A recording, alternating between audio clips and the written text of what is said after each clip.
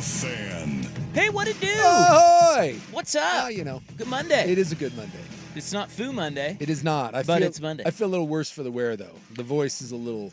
We're a little hoarse. Were you screaming and yelling at Dave Grohl on Friday? I was, and he screamed and yelled back. And I believe I was trying to do a count. It's hard, but I believe that is the 24th time that I've fought the Foo.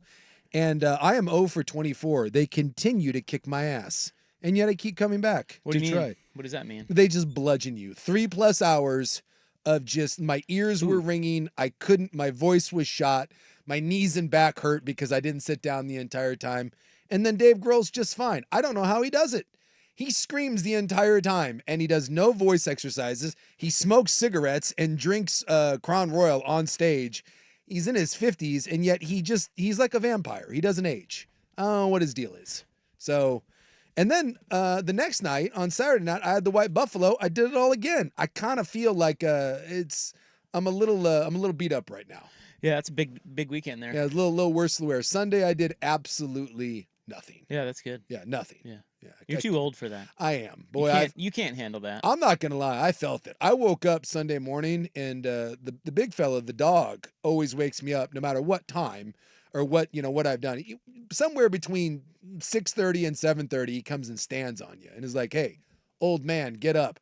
I had to put him outside and be like, "Not today, buddy. We're not doing this. We're sleeping in. We're sleeping in." What's sleeping in? What time did you wake up? About 8:30, 9 o'clock. All right. And then you just that's old man sleeping. That's old man sleeping. Well, I don't have because the kids will sleep in till like 2. Yeah. I don't have that in me. Well, you're too old.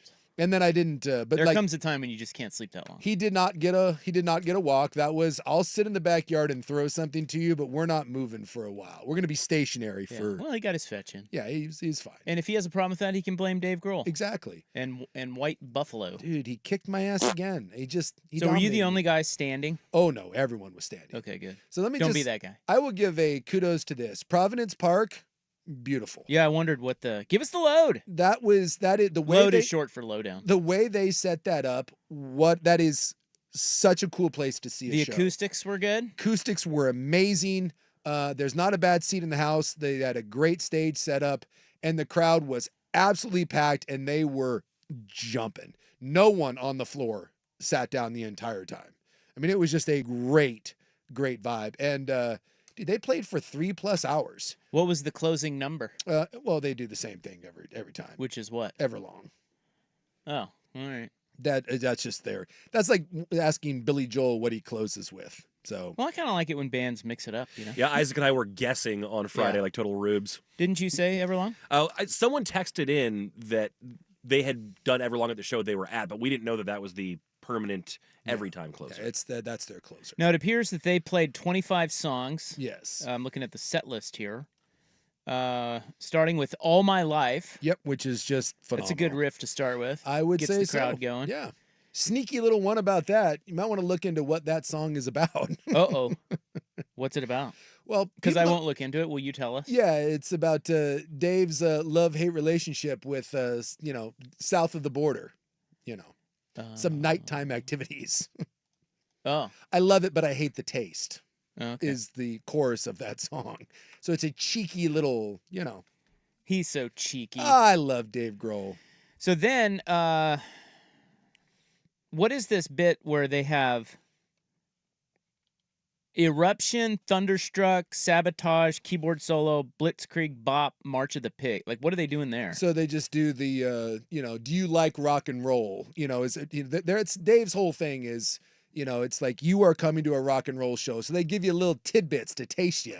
You like a little rock and roll, you like a little this, and then they play, just play the starts of those? Yeah, they just play little riffs on... Followed by My Hero. Yes. Watch him as he goes. Which is always a great... And that's one of those, too, that it is not my favorite. It's not even in my top 15 favorite Foo Fighters songs. Do you have a top 15? Oh, absolutely. The Foo is, outside of Metallica... That's a big ranking. The Foo may be number 2 for me. Well, I know, but still, 15 songs, that's a lot. That seems excessive.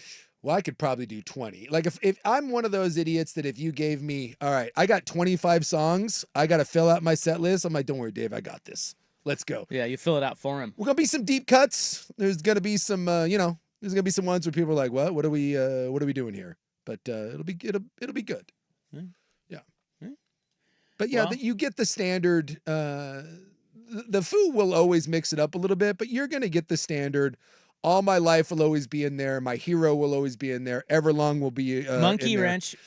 Both Buck and I agree that Monkey Wrench is a great song. Monkey Wrench is usually in there. There's a couple that I wish made the list because they are somewhat regulars. But when you have that many songs and that many albums, you can't get everything.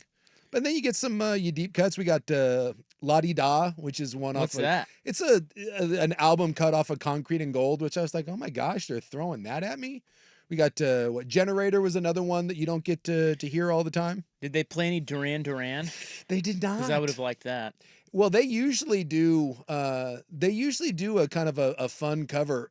For a while there, they were doing Van Halen's Jump, Okay. but in like an acoustic slowed down sort of way, and it was fantastic. And then of course, Taylor would always come on and sing a song or two, like he would do Queen Under Pressure, but obviously that was kind of weird because that was the first time obviously I'd ever seen them without their drummer, which was kind of sad. But they did a really cool tribute to him.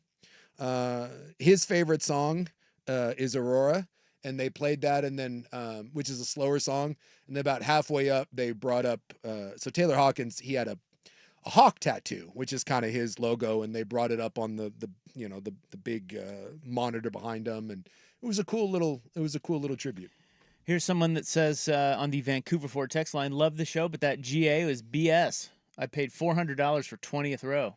What do you mean? Well, I'm guessing they didn't he like didn't get there in time. Oh. Well, because don't you have to line up for GA? If you buy a GA ticket, it's general it's admission, general so admission. whoever gets there first gets in first. Yes. So he probably got 20th row because he didn't show up in time to get. Yeah. Well, but he paid $400 for that. That seems steep. That's tough. I mean, I was behind the general admission, so we were like, I think we were 5th row, but it's not really the 5th row because you have all the general admission. So I guess I was more like, I don't know, like 30th row, I guess, if you want to count 20 rows ahead of us, the big body of general admission. But it was great. I couldn't have been any happier. But again, I'm probably biased because they are one of my all-time favorite bands. And but it was a really, really good show. Providence did a great job, great setup, great acoustics, big fireworks thing at the end. And there is going to be a lot of, like, what's the next one? Green Day? Green Day. Dude, I'm telling you, if you haven't seen a show, a big stadium rock show like that, and look, not that seeing a show at the Moda isn't cool. There is something it is inherently cooler to see a big rock show outdoors like that. It's just a better vibe. Yeah, Vancouver Ford text line is 503-864-6326. Yeah. If you type those numbers in a row on your phone, whatever you type, you're going to get us. and we will see it. We're going to see that. Yes. You're going to text it right to us. Can you believe that? Just pointing out, on a 76-degree, no-cloud summer night, Foo Fighters played for 3 hours straight, and for one night, people from every creed and belief in Portland were united. Yes. Aw. It was freaking awesome. That's cute. That's why I love rock shows, man. Yeah, Seriously, man. There were some people up from Sacramento that we ended up arm in arm with. Like, you just end up meeting, and so many cool people came up, and I got to meet a lot of fans of the show, and it's just, dude, there's nothing better. No offense to sports shows because, well, we're sports. I just don't think there's, to me, a better environment than going to see a rock show. Absolutely love it. It's my favorite thing in the world. Do you know what our fearless leader, Kenny Chesney, said on SportsCenter the other day? What did he say? He said that he has never met anyone in music who doesn't want to be a sports star. Yeah. And he has never met a sports star that doesn't love what musicians do and want to do what musicians do. It's always flipped. Yeah. Yeah. And maybe that's it because I grew up playing sports and I'm a terrible musician, but yeah, sports are cool, but come on. Yeah. Is there anything more invigorating than no. Like being Dave? Can you imagine being Dave Grohl? Well, and I've said this a million times over, even though James, my son, hence James Hetfield, as much as I love Metallica and they are my favorite band, the coolest man in rock and roll is Dave Grohl. Yeah, he beats James Hetfield. He's just the best. What if James Hetfield and Dave Grohl fought? Who's going to win? Well, I think James Hetfield would kick his ass, but if it was really, isn't he old? I don't think you'd want to fight James Hetfield. I think James has been around the block a time or two. I think Dave's more of a lover, not a fighter. Huh. I think Hetfield's a little more rough around the edges. And yeah, James is old, but he's 61. not. But I bet you Dave's 50. How He's got to old be in is his old mid to Dave? late 50s. He is. Bloop, bloop, Yeah, bloop, he's up bloop, there. bloop. 55. Yeah. Wow. Yeah, so He looks great. yeah, no spring chickens. But yeah, he's phenomenal. How his voice isn't completely shot, couldn't tell you, but I said, there's just not many All right. people that put on a better show than the Foo Fighters, and The Foozies. I was privileged to fight them again 24, 25 times, whatever it is. It was a privilege and an honor. Foo Friday. It was a in Foo Portland, Friday, and that's yes. exciting. Yeah. And that you're right. That big stadium It's gonna be doing awesome. concerts. Yeah. That's going to be great. Yes, it is. So Green Day. I didn't know if I was going to go to Green Day. I will find a way to get to Green Day now. 'Cause What else do they have on the? as far as I know, I think those are the only two that I've heard so Are they far. only doing summer? Well, you can't do you can't do once you get into the fall because of the weather. So Well, you sure can. you can't. Well, you can. I've been to can't- shows where it's pouring rain and it's great. You can't have 30,000 people show up and under the risk of Well- lightning and rain and Well, but even in the summer, that's a problem because didn't Pink Martini get canceled on Friday? Or was that Saturday? It was Saturday because Yeah, you guys had a nice night. yeah, the thunder came in. So Pink Martini was going to play at Edgefield, yeah, nope. and that show got canceled because of that damn storm that rolled through. So Dude, you can get that any time of year. Yeah, but You again, know what I'm saying, brah? just like the amphitheater shuts down like after a certain point. Like no one books concerts in the Pacific Northwest outdoors after like September. Well, I call those guys weenies. But yeah, I'm looking here at the Pussy. Providence, and it does appear that the only other concert on this slate, September 25th, is Green Day, and they won't have any concerts after that. But next summer, I'm sure we'll get. What are we going to get? I don't know. What do you but want to see? I'm sure we'll get some big ones. Who's going to come to Prov? Well, hopefully Pearl Jam, hopefully Foo again. You know, love to see that. What if we got like a Springsteen? Would be pretty kick ass. Yeah. If you've never seen Bruce one more time, Bruce would be great. Or if we got like a Billy Joel and Sting are going to do a couple shows, that would be amazing if they came to Providence. I don't think like the Swifties. I don't think she's going to go play at that. She'll probably save that for bigger. I was just about to ask what kind of venues is she? I mean, I know she plays huge, She but like, plays does she football draw stadiums. like 70,000 people? Yeah.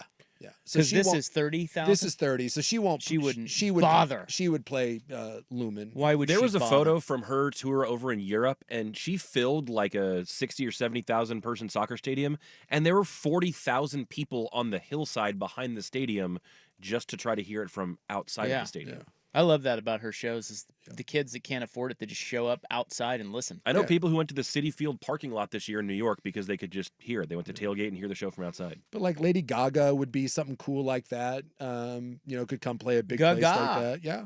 I that'd love be cool. Gaga. Yeah. So, you know, maybe maybe you get like a Jay-Z or Beyonce. I think Eminem's rumored to have a tour possibly Whoa. next year, so That'd be nuts. that'd be a big deal. Eminem rolls through Providence Park. That would be insane. It would break Providence Park because he doesn't tour very much. Can Providence Park handle Eminem? This is the question. It would be a tough ticket. So I'm just All excited right. that we've got a big kick-ass Yeah. venue now That's right. to get a true Let's outdoor party. experience. And then the next night, let's party again. Yeah, but not that third night in a row. I can't. And then we handle sleep it. in. I'm too You know, old. you don't have to drink. You shut your You, hole. you know that, right? You get to control that. Yeah, well, Or do you? not really. Look, there's an expectation All there. right. I'm not letting Dave Grohl down. The poll question pertains to the NFL, and it's next on The Fan.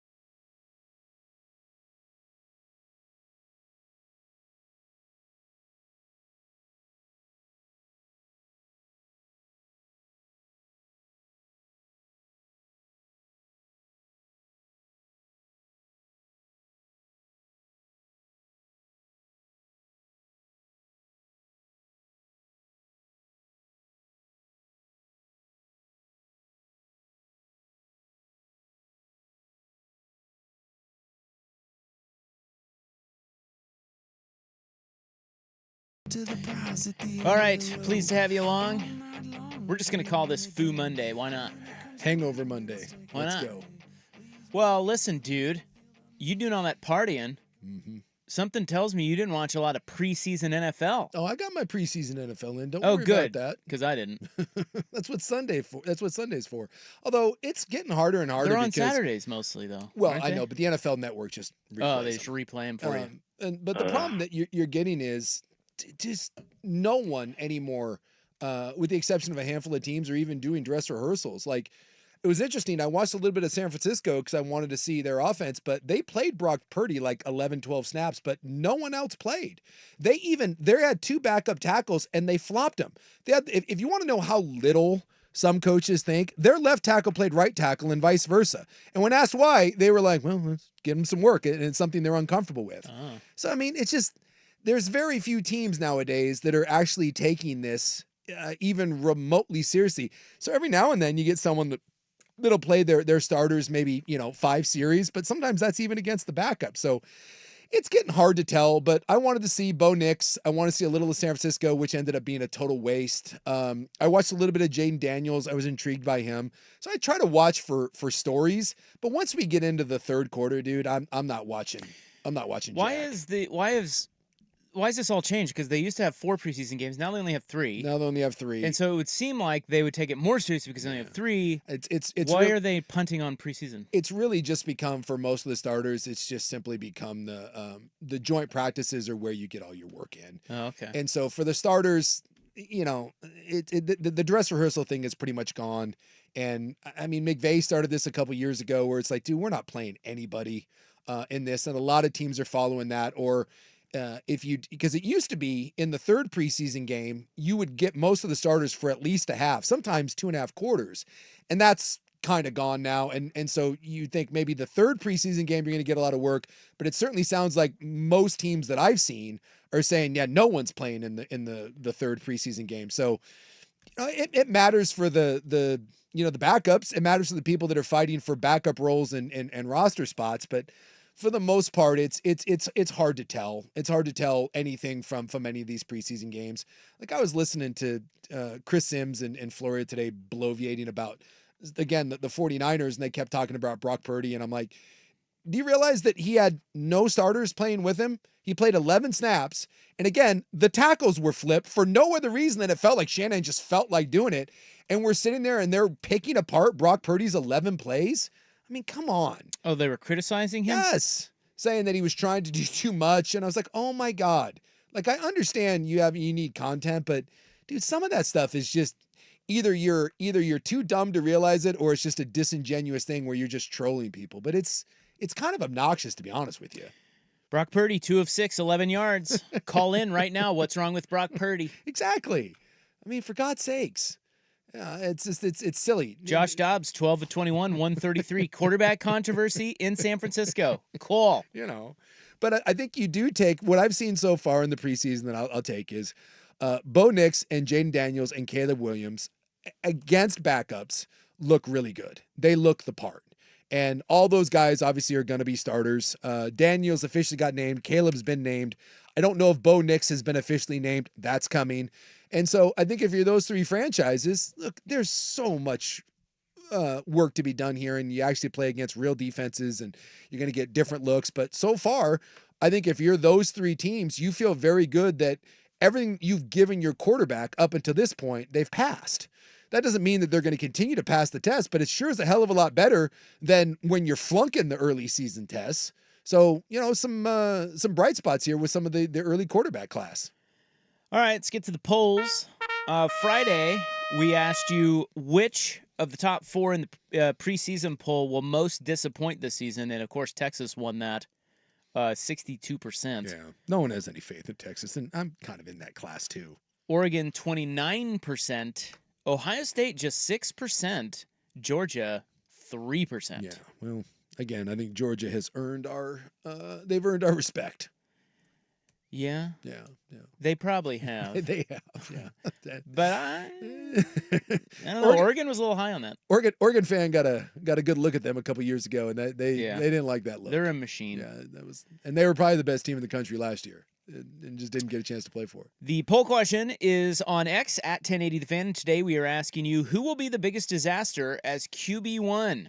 Is it Sam Darnold, Vikings, Will Levis, Tighties, Daniel Jones, Giants, or Russell Wilson, Steelers? Wow. By the way, it may be A, B, C, and D there. I mean, you could swing a cat and hit one of those, and it's going to be a right answer.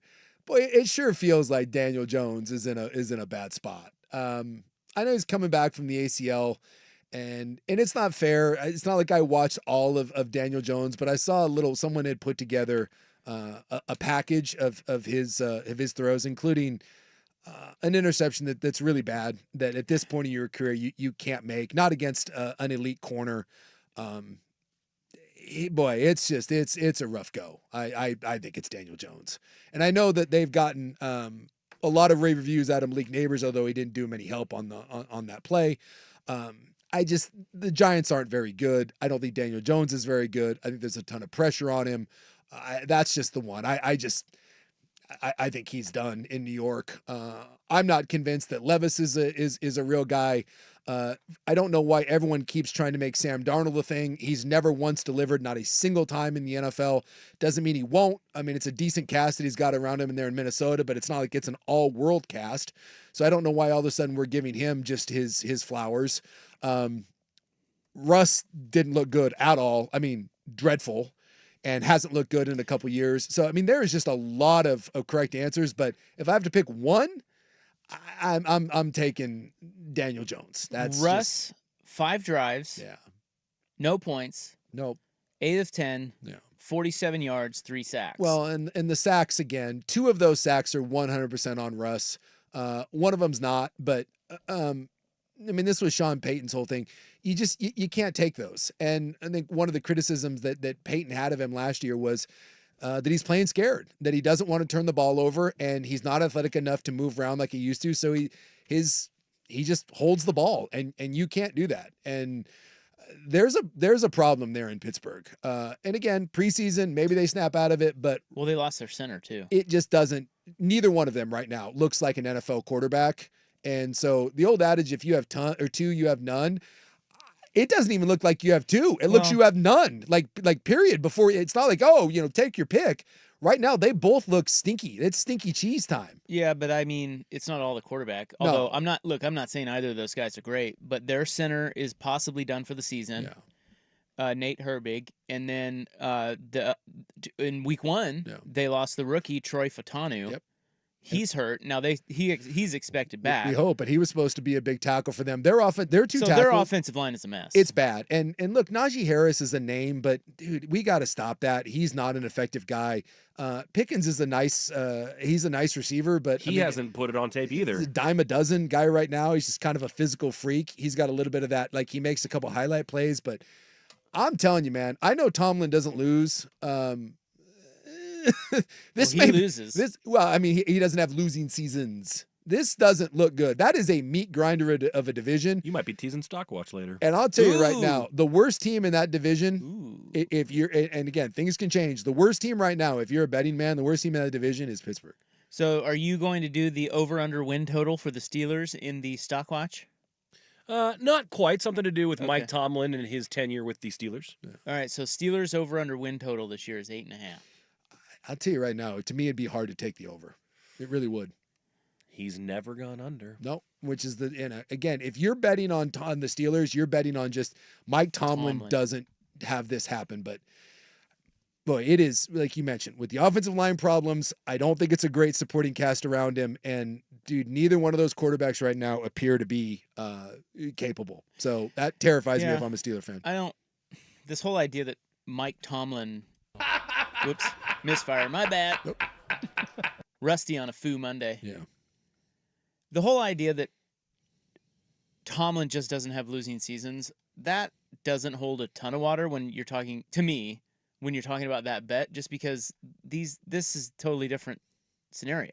Like, I mean, he's not a miracle and every worker. Season is. I mean, it's based on your roster too, not just like, oh, this guy's good. And they've always had, I mean, I get his style. He'll stay in games. They'll always play defense. They play tough.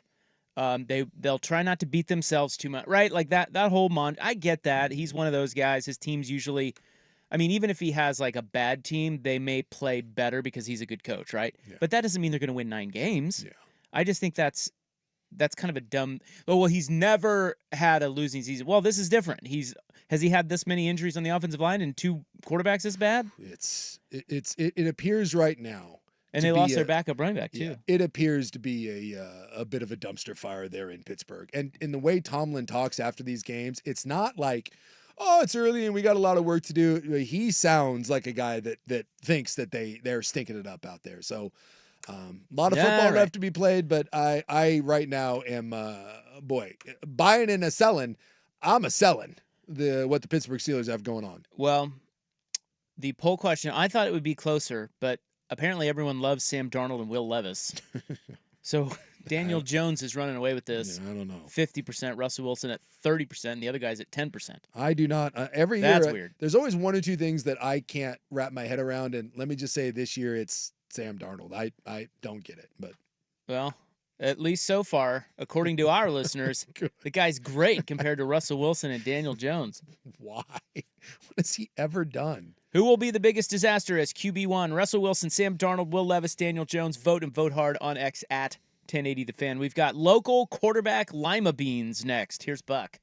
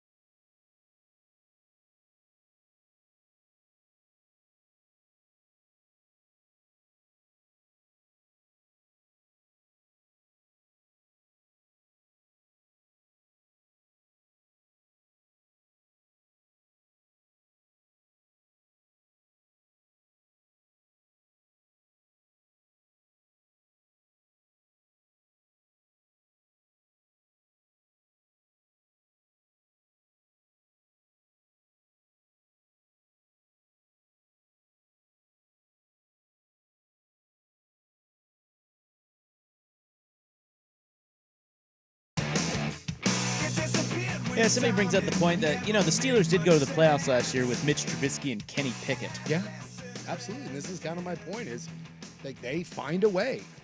When I look at this, it looks bad. And you look at that division, you start looking at the way Pittsburgh has won recently. They find ways, but no one really thinks that Pittsburgh is a contender, right? They find a way to just kind of ham and egg their way in it. But when you look around the AFC, does anyone think that they're winning that division? And I mean anybody. Oh, no. No, right? Not. It's not happening. So then you look at the wild card teams, Dolphins, Jets, Bills, all legitimately should be playoff teams this year. Yeah? You would think that two teams from the AFC North are going to get in, Baltimore and Cincinnati at least. By the way, if Deshaun Watson pulls his head out of his ass, Cleveland's got as good a roster as anyone in the NFL, and that's in your own division, right? I'll take out the South. That shouldn't be, although Jacksonville, right? So Houston probably wins that. Jacksonville is a playoff contender, and then you would assume Kansas City, and then is there another team from there that ends up being a playoff team? So you start looking through, they're not winning that division. You start looking through where the wild cards are going to come from. I just don't see a path. I'm not saying they can't do it, but if you're betting on Pittsburgh to be a playoff team, you're simply saying that Mike Tomlin and the Steelers find ways to get it done. But to me, when you are without question, it is not a debate. You are the worst roster in your own division and by far have the worst quarterback situation in your division. I don't know how in good conscience I can say that Pittsburgh is a playoff team. Doesn't mean it won't happen. Well, but I can't do it. Injuries and but exactly. If Lamar breaks a leg or God knows Burrow gets hurt all the time, and Deshaun Watson, by the way, may still suck. Maybe he's just washed, and so and Joe Flacco's not there to rescue anymore. So maybe this all kind of works out in their way, and they find a way to win 9 or 10 games and back their way in. I just think the AFC is a meat grinder, and Pittsburgh is some chopped liver. Am I insane? And I will duck after I say this live on the radio. Am I insane to say that Kenny Pickett better than Russell Wilson last year? It's hard for me to push back on the notion that, because I said, has Mike Tomlin ever had two worse quarterbacks? Well, just last year he had Trubisky and Pickett, and they went to the playoffs. Yeah. So that's a hard one for me to argue, but as bad as Wilson, how old is he now? Oh, Russ has got 36, he's got to be in his mid to late 30s. Mr. Unlimited. I know Pickett wasn't great, and I won't argue Trubisky. He sucks. But he'll turn 36 this year. Wilson sucks. Well, and Pickett does too, but I don't know. Could he do a few more things than Russ? Take fewer sacks? It's like it's the difference between getting kicked in the nuts by a donkey and getting kicked in the nuts by a zebra. I don't know. It's like, take your pick. Ooh. I think who's the donkey? Who's the zebra? Well, the zebra is younger, right? Maybe because Russ is a little more broken down. He's more like the donkey, but the donkey's useful. Maybe it's a nice little pack animal. Like I just think that maybe I'm barking up the wrong tree there, but I just think that the idea Russ is going to kill Tomlin. I think Russ is done, and we may see again in the regular season. Maybe there's a resurgence here. It just at this age and what we've seen over the last couple of years, he wasn't dreadful last year, but I think people keep saying where it happened to the old Russ. Well, he obviously died in Seattle. And whether that was the injuries, whether it was just he got old and some athleticism got zapped, a lot of people point out that when his mental health coach passed away up in Seattle, Russ was never the same. By the way, that is a bigger deal than people make it out. I know people up there that were close to Russ that say that was a defining moment for him, and that Russ between the years is maybe a bit fragile at times. For whatever one reason, or maybe it was a compiled list that have all been put together, it does not appear at the age of almost 30, he turns 36 at the beginning of the season. I don't think that the Seattle Russ is coming back, and so I think this is just what you got. And boy, it appears right now what you got isn't much. Dare the Steelers suck for the number 1 pick? And who's the big quarterback next year? Back right now. Carson back? Yeah, Carson back. Is that? I don't know. Does that get your sports pants tight? Well, he fits the mold. He's like 6. Well, he fits the mold from 15 years ago. He's 6'4", 6'5", 220, 230, big arm. Shador.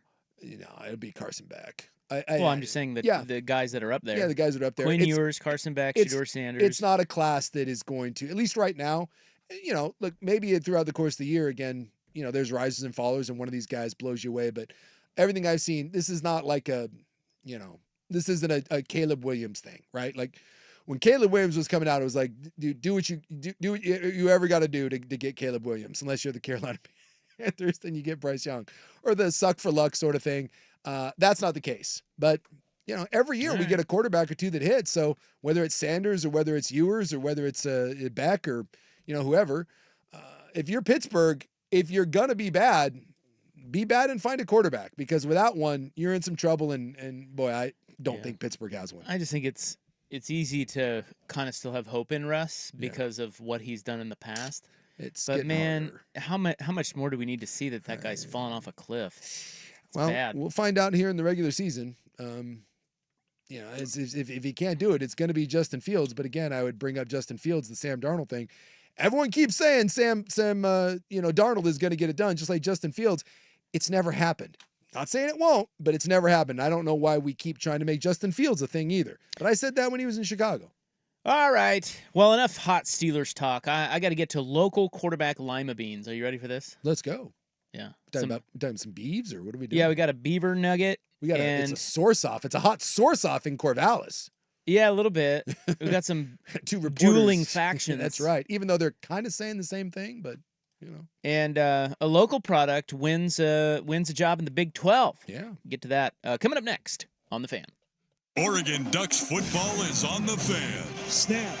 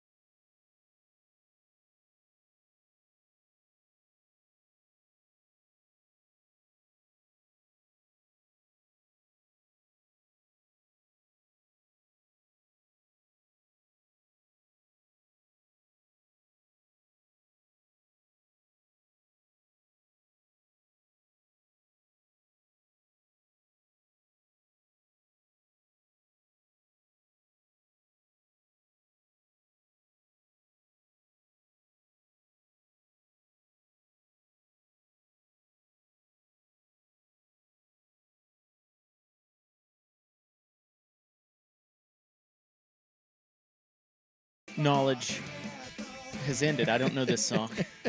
What is this song? How extensive is your knowledge? Dude. I think you'll know it when it gets to the chorus, though. Okay. Well, we were talking about this after you left on Friday. Yeah. I love Dave Grohl. I think he's wonderful. And I would go see them just to see him. That said, I have just never really gotten into them. And so I know their hits. I know, like, we talked about Everlong. Yeah. This, you might know this. This is a big thing. I have never heard this song. No? No. feel like it's been in a bunch of movies and TV shows too. This is the Pretender. But, I don't. I'll take your word for it. I mean, yeah.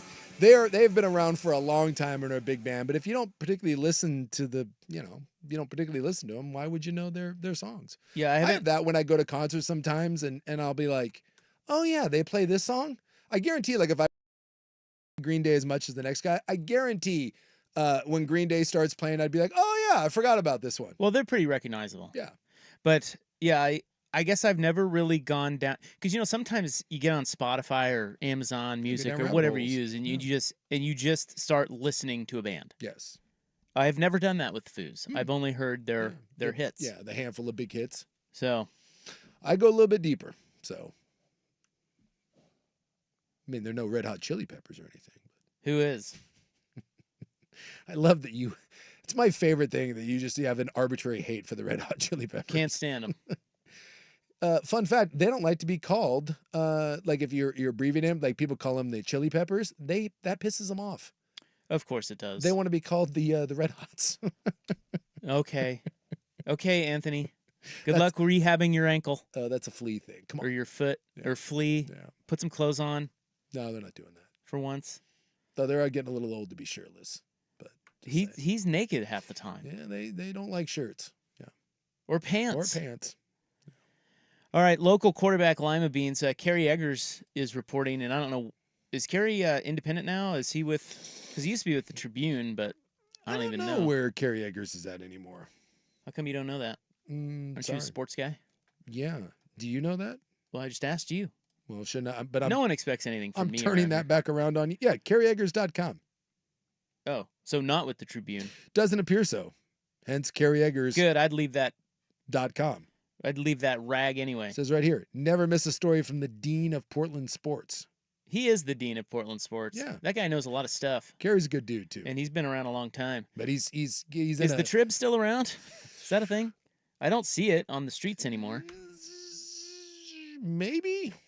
Well, he's in a source off right now with the great and curly-haired Nick Daschel. Yeah, so Eggers says that Ben Goldbranson is the likely starter for the Oregon State Beavers' first game against Idaho State. Yeah. And that probably gives Beaver fans... well, they weren't happy about it. Yeah, if you read through the comments... Well, we've seen enough of him. It's like... Well, yeah. He's not... Well, I want to be nice. Like, I don't know who this other kid is, Johnson, but... So he's the kid that's the transfer from Missouri. And then they've got McCoy, who's the transfer from Idaho. So if you want to go down the road of what you've got Johnson, who appears to be the report is that he's kind of an athletic guy that doesn't throw the ball real well, but was a decent sized recruit, went to Missouri and again, never really played, redshirted. And so you have that. You've got Goldbranson, who's more of the steady Eddie, you know what you have, been there obviously, but we've seen it. It's not fantastic. And then McCoy's the bit of the wild card because he was in there. He was the Idaho quarterback. I'm going to report that he's the quarterback. Well, I mean, but you got to take. This is where I thought the source off was a little silly. So what's Daschel saying? Well, if you listen to what Eggers said, he's saying that more than likely it's going to be a Goldbranson, but the others are going to play too. Yeah. Basically, what that means is no one has a grasp on this, and if no one has a grasp on it, you start with, the guy that's been there and that probably has a better command of the offense that you trust, and other people are going to get some work, and whoever grabs that job and runs with it.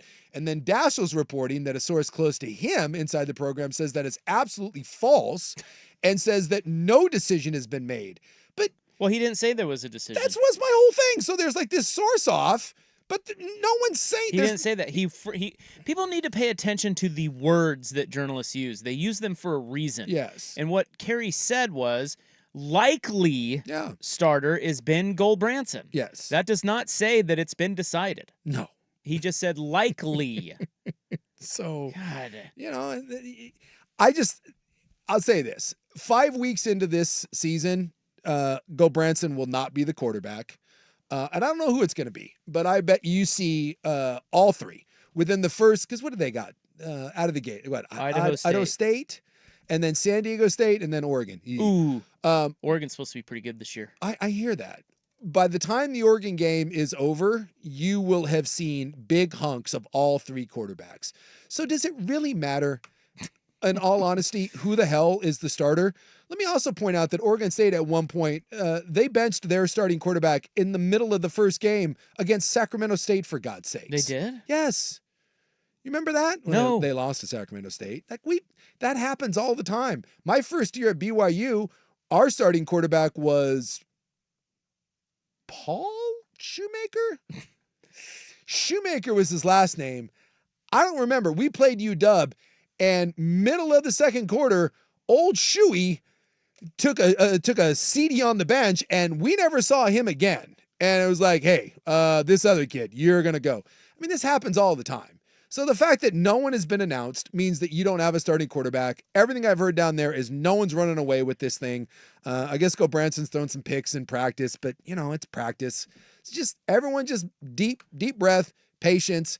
And through the first couple weeks of the season, this will sort itself out because one guy, you hope, will take his opportunity. He'll run with this. He'll look better in a game, and they'll give him the reins, and he'll go. So now, do they have a strong run game and offensive line like they did last year? No. No? No. Oh, boy. No. But Joshua Gray came back. He's probably he's not probably. He is the best player, and I'm actually a little surprised because, dude, Joshua Gray is a really good player, and for everyone else that left, he stuck around. So give him credit, but it's an all new team. Do they win 5 games? Their schedule is pretty soft, so yeah, I think. You think so? I think they can be all right. Okay. I think that it's such an unknown because we don't know anything about Trent Bray. It's a new coaching staff, and most of your how do I put this? Most of your top end talent left, so we're now. And it's not like, everyone you were recruiting was Pac-12 talent. So the roster is still full. The people that were there are still, for the most part, better recruits than the other teams that you're playing on your schedule. So if you're Oregon State, I mean, with the exception of probably Oregon, I don't think there's anyone that you look at and say, we can't physically compete with them. I mean, so you got Idaho State, San Diego State, Oregon. Oregon's going to be bad. And then you got Purdue. Purdue was bad last year. Colorado State, Nevada, UNLV, Cal, San Jose State, Air Force, Washington State, Boise State. Those are all teams that you would hope that from a physical standpoint that you don't get overwhelmed by. So then it just comes there's a difference down between being overwhelmed and winning. Well, come on, man. You asked me, do they win 5 games? And you say yes. Yes, Okay. I say they win 5 games. Well, they do. The fans down there get a little treat with Oregon and then Purdue. It's decent back-to-back home games. I'm scared for the Oregon game in September. I'm scared. Right? Yeah. I mean, that's not a bad. If you've got tickets, it's like, yeah, it's not bad. Well, and one of those is winnable. Yes, and then so your home slate: Oregon, Purdue, Colorado they have State. Idaho State first. Oh well, that just. And no one likes those games, but No one. That's a win. You got Idaho State, Oregon at home, Purdue at home, Colorado State at home, UNLV at home, San Jose State at home, and Washington State at home. So like I said, those 2 games, Oregon, Purdue, back-to-back, September 14th, September 21. It's not a bad little. Yeah. So I mean, I've seen some Beaver fans that are fired up and think that this is like an 11-win team, and I would be like, ooh. What? Yeah. Where on earth would they get that? Maybe just schedule. Well, exactly. It's just the idea of we're better than these teams. But I think realistically, like if I'm a Beaver fan and you told me right now, I'll give you 8 wins. Whoa. I'll give you 8. What if I give you 6? You taking that? 8's, I mean, everybody's taking 8. I would take 7. Okay, we're going to settle on 7. I'll take 7. I would take that too. I'll take but 7. would you take 6? I don't think so. I think I'll roll the dice. All right, so you're going, what's the over-under? Do we know? What's Vegas think? I'd have to look and see. Or the odds makers. I'd have to look and see what Vegas has. Why don't you take a look at that, will you? But I look at Idaho State should be a win. San Diego State, Colorado State, UNLV. I mean, San Jose State, those should be wins. I don't care what. I understand that a lot of your top end talent left, but my God, you're still a Pac-12 roster. All right, those are wins. The other local quarterback Lima Bean nuggy here is that Sam Leavitt held off. Jeff Sims, the Nebraska transfer. Yeah. And he wins the job at Arizona State. So Sam Leavitt is the kid who led West Lynn to the state title. Yeah. And then he was pissed off because Jonathan Smith never offered him at Oregon State. Yeah. So he was at Michigan State. Jonathan Smith goes to Michigan State, and he's like, I'm out of here. F you. Deuces. I can't stand you. Well, and chances are he wasn't going to win that job anyways. That was Child's job. So, Right. No, Well, but he says he holds grudges. So watch out. I don't know if it's against Oregon State or probably more against Jonathan Smith. yeah. But he's going to be the quarterback at Arizona I hate State. to say this, but I doubt Arizona State ever sees Michigan State. So, Well, you never know. Maybe in the college football playoff. there you go. I'm seeing over under 7.5 for the Beavs. Okay. All right, so it's right there. Yeah. Yeah, that's a little higher than I thought. Yeah. But again, schedule wise, I mean, look, it's not everyone left Oregon State. If Bray is a competent coach, you have a better roster than San Jose State and UNLV and Nevada and Colorado State and San Diego State and Idaho State. I mean, just those schools alone, those should all be wins. And then I think the Oregon is the only game that I would look at and say that's going to get ugly is Oregon. Oregon will pound you. Other than that, They should. But you never know. No, I know. Outside of that, I don't. I think all those other games are coin flip games. One other local quarterback Lima Bean nugget, and we'll get to that next. We've got our Stockwatch coming up as well. It is 3:56 on the Fan.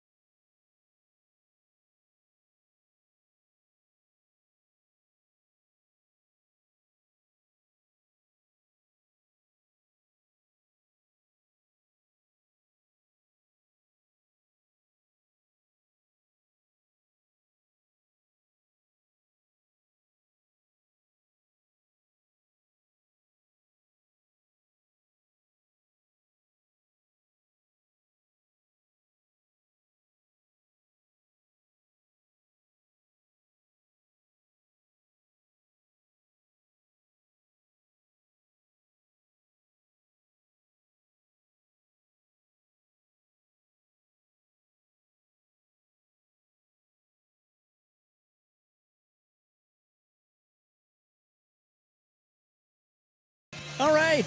Pleased to have you along. It's Rop and Sook.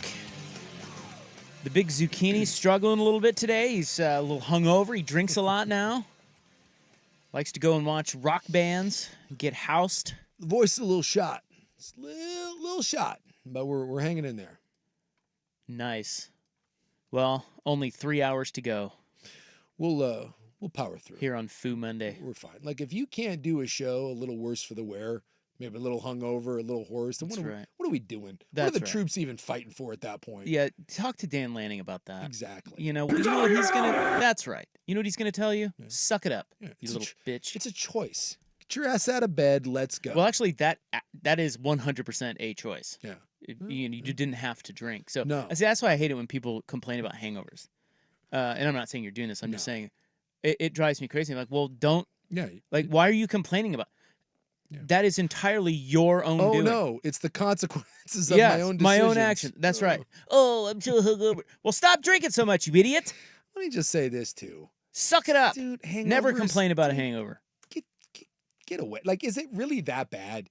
You wake up and you have a little you got your headache, or maybe you got some whiskey S's. And, it can be. Dude, for heaven's sakes, get a Gatorade, go sweat it out a little bit, and get going. I have no sympathy for hangovers whatsoever. We've got some Lima Bean local quarterback news. I only got one other note in here for that. We've got our Stockwatch coming up next. But I wanted to tell you what Will Stein is calling his quarterback room now. Oh. And for those that don't know, Will Stein is the Oregon offensive coordinator. Yes. Did you know that? You probably did know that. I am familiar. He did a great job last year. He shot a photo out on his Insta or whatever. I don't know, social media. Mm-hmm. And it was all the quarterbacks. Well, actually, it wasn't all of them, but it was most of the quarterbacks in the Oregon quarterback room. Mm-hmm. And he put on there the Fetty Wap song, Trap Queen. That'd be Fetty Wap. Oh, yeah. Whoever that is. Yeah. And then he added that, and then the caption read, Killer Q's. They're called the Killer Q's, Jace. Oh, boy. What do you think about that? Really? Hey, man. Yeah, really. It's a young man's game. Killer Q's. Yeah. And do you think he did that, Will Stein? Like, that's... No, I did not pick or peg Will Stein as a Fetty Wap guy. That's a little surprising. Bit of an upset. I'm guessing he's not. I'm guessing that's one of those where the players turned him onto that, or Will Stein is trying to relate to his guys. Well, the reason I bring this up is, again, camps and I don't know. A lot of this stuff that's going on right now, just wake me up when the games start, okay? Yeah. When something good happens. Well, and or important happens. Well, and it kind of sucks too, in that first week. I mean, look, I'm not trying to poo on anyone's start of the season, but Oregon and Oregon State, you start with Idaho and Idaho State, I don't care. Like, that you couldn't find two more irrelevant games. I mean, I guess if you're a B fan, you got so many new faces, and I think you want to see you put your best foot forward there, but I certainly am not worried about Oregon State against Idaho, any team from Idaho. But you get live bullets, though. I guess. And it counts towards your record. At least that's something. Is it? All this other stuff. So anyway, I was just looking at this picture going, who are these guys? Because I know, obviously, Gabriel and Novosad is in there. Do you know who else is in the Oregon quarterback room? Yeah, so you've got the is it Novosad? Well, of course, Dante Moore. Dante Moore should be the backup, and then the Austin Novosad kid, and then there's the other one. There's a freshman. There's a freshman that's like Luke Moga. Moga, yeah. I was gonna say I feel bad because whenever I think of his name, I think of MAGA, but it's Moga. Why would you feel bad about that? Well, it's because make America great. Hey, I'm not here to put any labels on anyone. My man Luke, I don't know, maybe Luke's you just sold MAGA up the river. Well, he's in Eugene, for God's sakes. I'm not certain that he's that, but hey, there's MAGA down there. Yeah, and he's an Arizona kid, so yeah, I've never even heard of him. Yeah, are they high on him? I don't know. Well, I have heard some stuff on the other kid, the other so there's redshirt freshman that they his name is Brock Thomas, also never heard of, and then there's a kid that isn't in the photo who is named. So they have 5. Bloop, bloop, bloop. True freshman Ryder Hayes. I don't think any of them play any sort of significant role. So there you go. Those are your killer Qs. Well, I think the only 3 killer Qs that you're going to see are 8, 5, and 16. There you go. And yeah, but those other 3, I mean, whatever. do they? Well, I know it's a whatever now, but that may not be the case in 2 years. Yeah, absolutely. So yeah, I Ryder Hayes is going to be dropping a country album. That does sound like, he's going to be singing Totally. about shaking that sugar shaker, heading down to the river in his pickup. But the weird thing about Oregon now is this may just kind of be one of those things where we get the transfer every year. You just restock. Just like, well, that. I mean, you got Bo Nix, and then now you got Dylan Gabriel. Though you figure next year Dante Moore, but man, you never know about transfer QBs. The Malachi Nelson kid, who was like the number 2 quarterback in the country, he transferred out of USC. He ended up at Boise State. He didn't win the job. Yeah. So, here's this kid that's supposed to be the second coming, the next great USC quarterback. He leaves USC because he can't beat anyone out there. And we're like, Boise State? Why the hell you end up at Boise State? We didn't win the Boise State job. So just be careful, man, when you start seeing, rankings. And I'm not trying to throw any shade at Dante Moore, but if you watched any of UCLA play last year, Dante Moore did not light the world on fire. He comes to Oregon. He's going to sit. He's going to learn. It's a great offense, a lot of talent around him. Learn from Dylan Gabriel. But this idea that Dante Moore is the next guy up at Oregon simply because he's number 2 on the depth chart, I don't mean squat. One of these other young cats could surprise this year, or next year after Gabriel leaves, Oregon could go out and find, I don't know, watch Aiden Childs blows it up at Michigan State this year, and Oregon's like, hey, would you like to come? Aiden Childs. What about my guy? I'm worried about Jaden Daniels leaving after this year. He's at Kansas. Yeah. Not. Well, I think he's a senior though. No, he's not. He got a red shirt because he got hurt. Oh, so he's got another. So year he's after got this. 2 years of eligibility. There you go. He'll be the next quarterback. Well, I would mind that. Don't do that, Dan. I'm going to tell Dan not to. I'm going to tell Dan to lay off of that kid. You should. I'd like to see what he says to that. Hey, stop looking at the juggernaut that is Kansas football. Knock it off. Whoever is the top quarterback in the country, Yeah. not named Carson Beck or Quinn Ewers, or a guy who's going to the NFL, could be Oregon's quarterback. I mean, I'm not kidding. This is how they're doing it now. 100%. Well, I mean, look, if you're Oregon or anyone, in this sort of space, and you look at next year and you're like, hey, man, we got all the pieces. And our backup quarterback, he looked all right. He's okay. We feel we'd be all right with him. But there is a all Big 12 quarterback. Let's say the kid at, I don't know. Kansas. It's Texas Tech. I don't know who Texas Tech's quarterback is, but, or how about this one? What if, Fafita, the quarterback at Arizona, right? Oh, there you go. He was supposed to go to Washington, and Arizona paid him a bunch of money, stuck around, and he's got the best receiver in the country. What if he goes down, lights up the Big 12, but Arizona's very ho-hum, and he was a freshman last year. He's got a couple years left. And you're Oregon, and you're sitting there, and you're like, yeah, we got Dante Moore, and we got Novosad, and we like those guys. And Fafita just was the best quarterback in the Big 12. Ooh, what if we go down there and place a little phone call? Yeah, that's just the way this is going to work going forward. And I think the more competition you have in a room, that's the days of you just being anointed the next guy up. I think those days at big-time programs are over. And if you don't like it, well, sorry, learn to compete, because that's just the nature of what big-time college football has turned into. Now, do you think the Beavs would take Novosad right now over Goldbranson?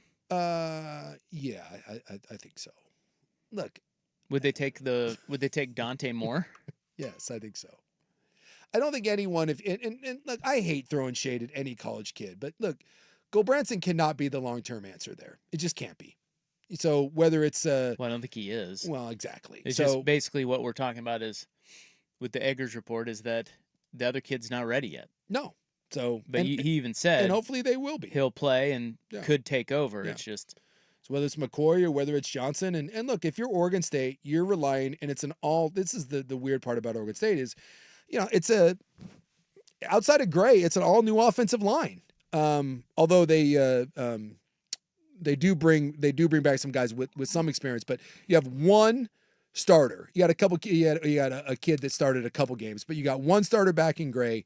You lost your tight end. You lost Martinez. Devan's your new offensive line coach. I mean, you'd like to think that this Oregon State O-line, which, tends to crank out guys, it's going to be, you're going to have to rely on your run game. You just are. You're going to run the ball. You're going to try to play defense. I just don't know. I think that run game is going to be okay. I think it's going to be solid, but to say that I know for certain, I mean, for God's sakes, Colorado center is, your starting center. And it's not a good thing in my opinion when anyone from Colorado's O-line is starting at your place. Now I think your tackles will probably be okay, and I really like Josh Gray. I think he's an NFL guy.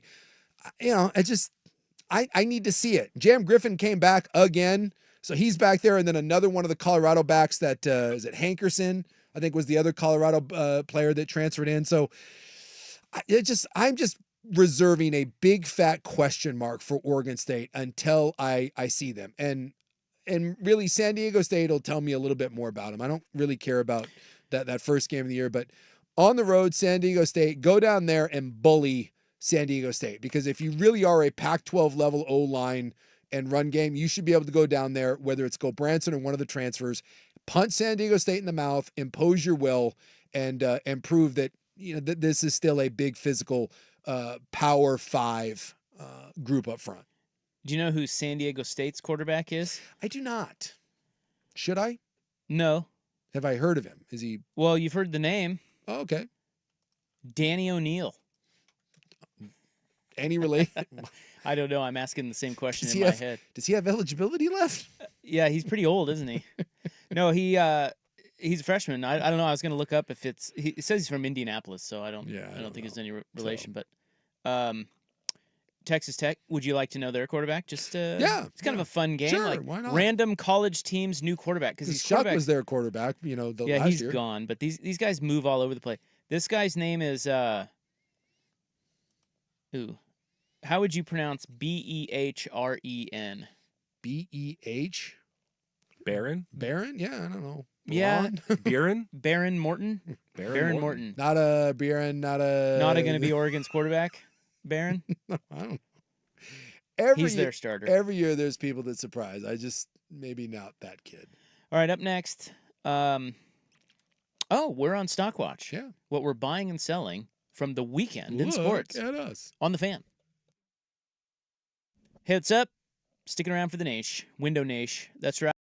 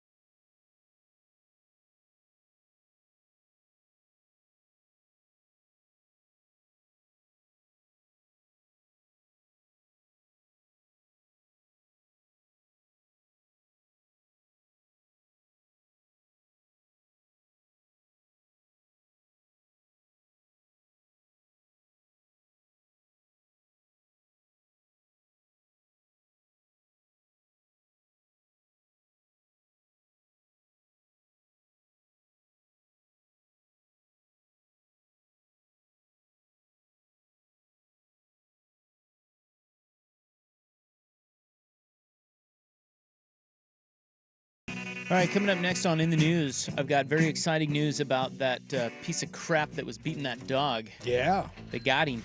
Yeah, but we don't know about the dog. So we'll get to that next. Here is Ryan Buckley with our Stockwatch.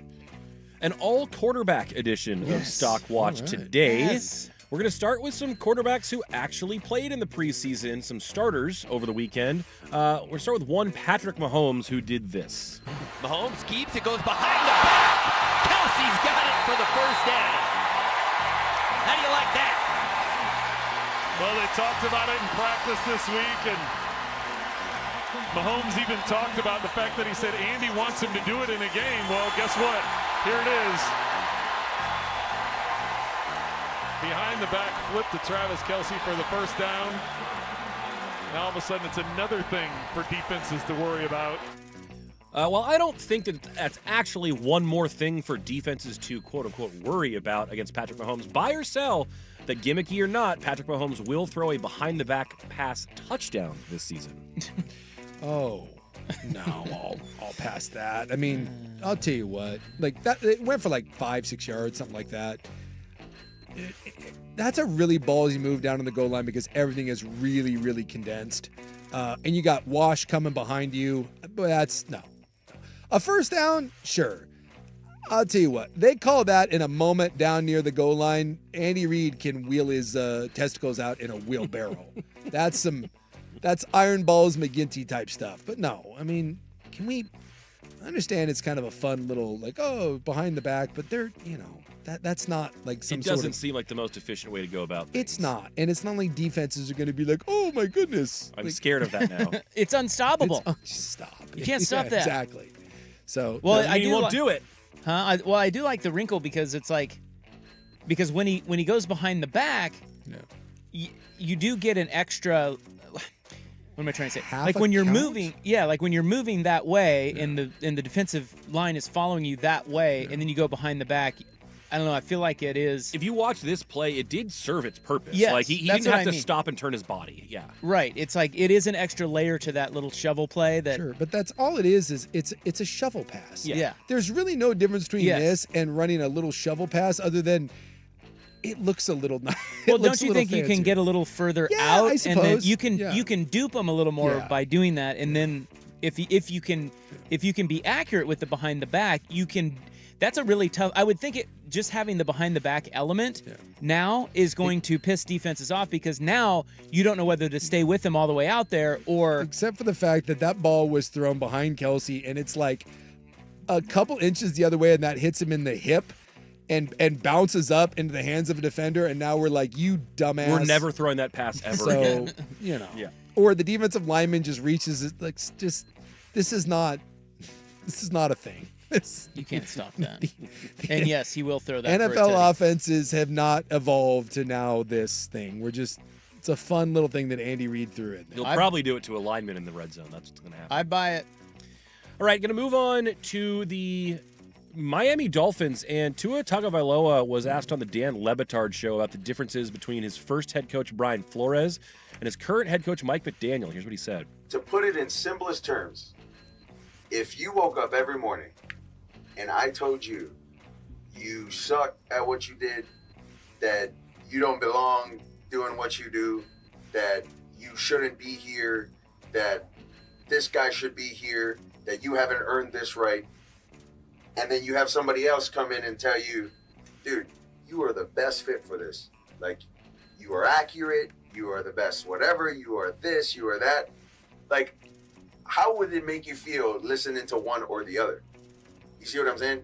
And then you hear it, regardless of what it is, the good or the bad.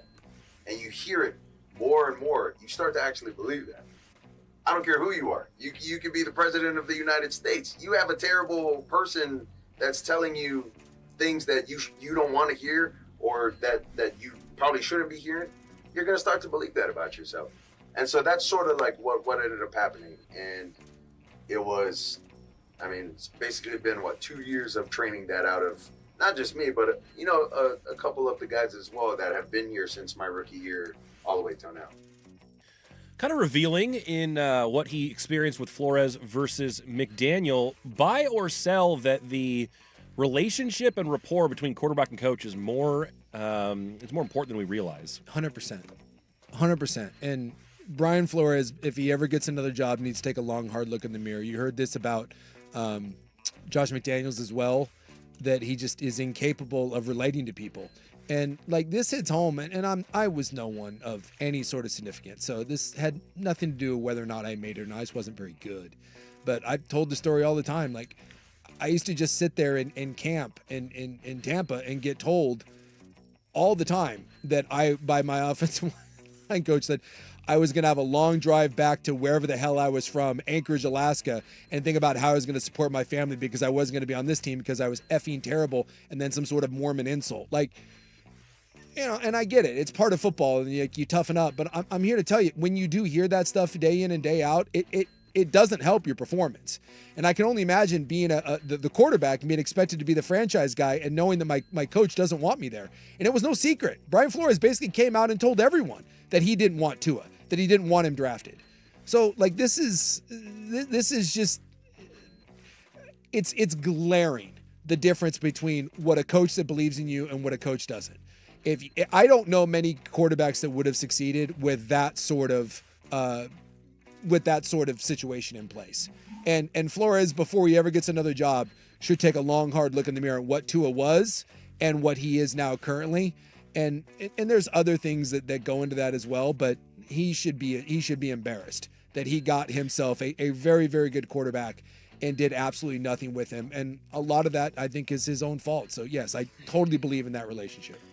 Yeah, I would have to buy that. I think, even football comes down to basic things like human relations and human dynamics. Yeah. It's pretty much everything comes back to that. Yeah. And Flores is the defensive coordinator of the Vikings right now. He does have another job, but not a head coaching job. And maybe that's why he never got another head coaching job. Yeah. Is that he's just a jerk. Yeah. And he's tough, and bristly, and people know it. But there's a lot of football coaches like this. Yep. And there's a lot of people in life like this that are supposedly leaders. Yep. And you hear, and there was a lot of people today, and that, because this was on Le Batard's show, and there's a lot of people doing telling Tua to toughen up and thick skin and all that. And well, I'm glad he said it. I actually give him a lot of credit for coming out and saying that. Yeah, I think it's pretty rare that a quarterback is that candid about what those relationships are like behind the scenes. Being honest. From my experience, it doesn't do any good to tell someone consistently that they're a piece of crap, that they're not wanted and they shouldn't be here. I just don't. Should I change my approach with you? Probably. Although it's working 20 plus years. My coach in college, he would tell you that was his way of making you tougher and that he wanted you to overcome that. And that's such an ass backwards philosophy, at least in my opinion. But a lot of those guys believe that. A lot of those guys do believe it. By the way, look at somebody text this in. Look at the Dan Marino behind the back pass. Have you seen that? No. Yeah, he did it. Well, it's practice. Yeah, he would never messing around in warm-ups or something. He would never do it in a game, but it's like a 30-yarder. It's pretty awesome. I've seen guys that can put some zip on that, like when they're screwing around, but I've never seen Marinos. Yeah, he throws a teddy. Yeah. All right, we touched on this topic earlier with the Pittsburgh Steelers. This was Mike Tomlin after their loss to who did they play over the weekend? Bills. That's right, the Bills. They played both quarterbacks the entire game and mustered all of 3 points. He tried to protect them a little bit by saying the offensive line play wasn't great. We didn't do a good enough job of protecting the quarterback. We got to do a better job in pass protection than we did, not only in possession downs, but just in general. And I was really upfront with the group about it. In that regard, that can't be a problem for us. I know that you guys both sounded like you thought that he might not go not going to make it to 500 this year, might not have a winning record. Buy or sell, Mike Tomlin will still be the head coach of the Steelers at this time next season. Yeah. I don't think his job's necessarily in jeopardy, and I don't think they're a playoff team, but he doesn't lose there. He does not have losing records, and they went to the playoffs last year with Mitch Trubisky and Kenny Pickett.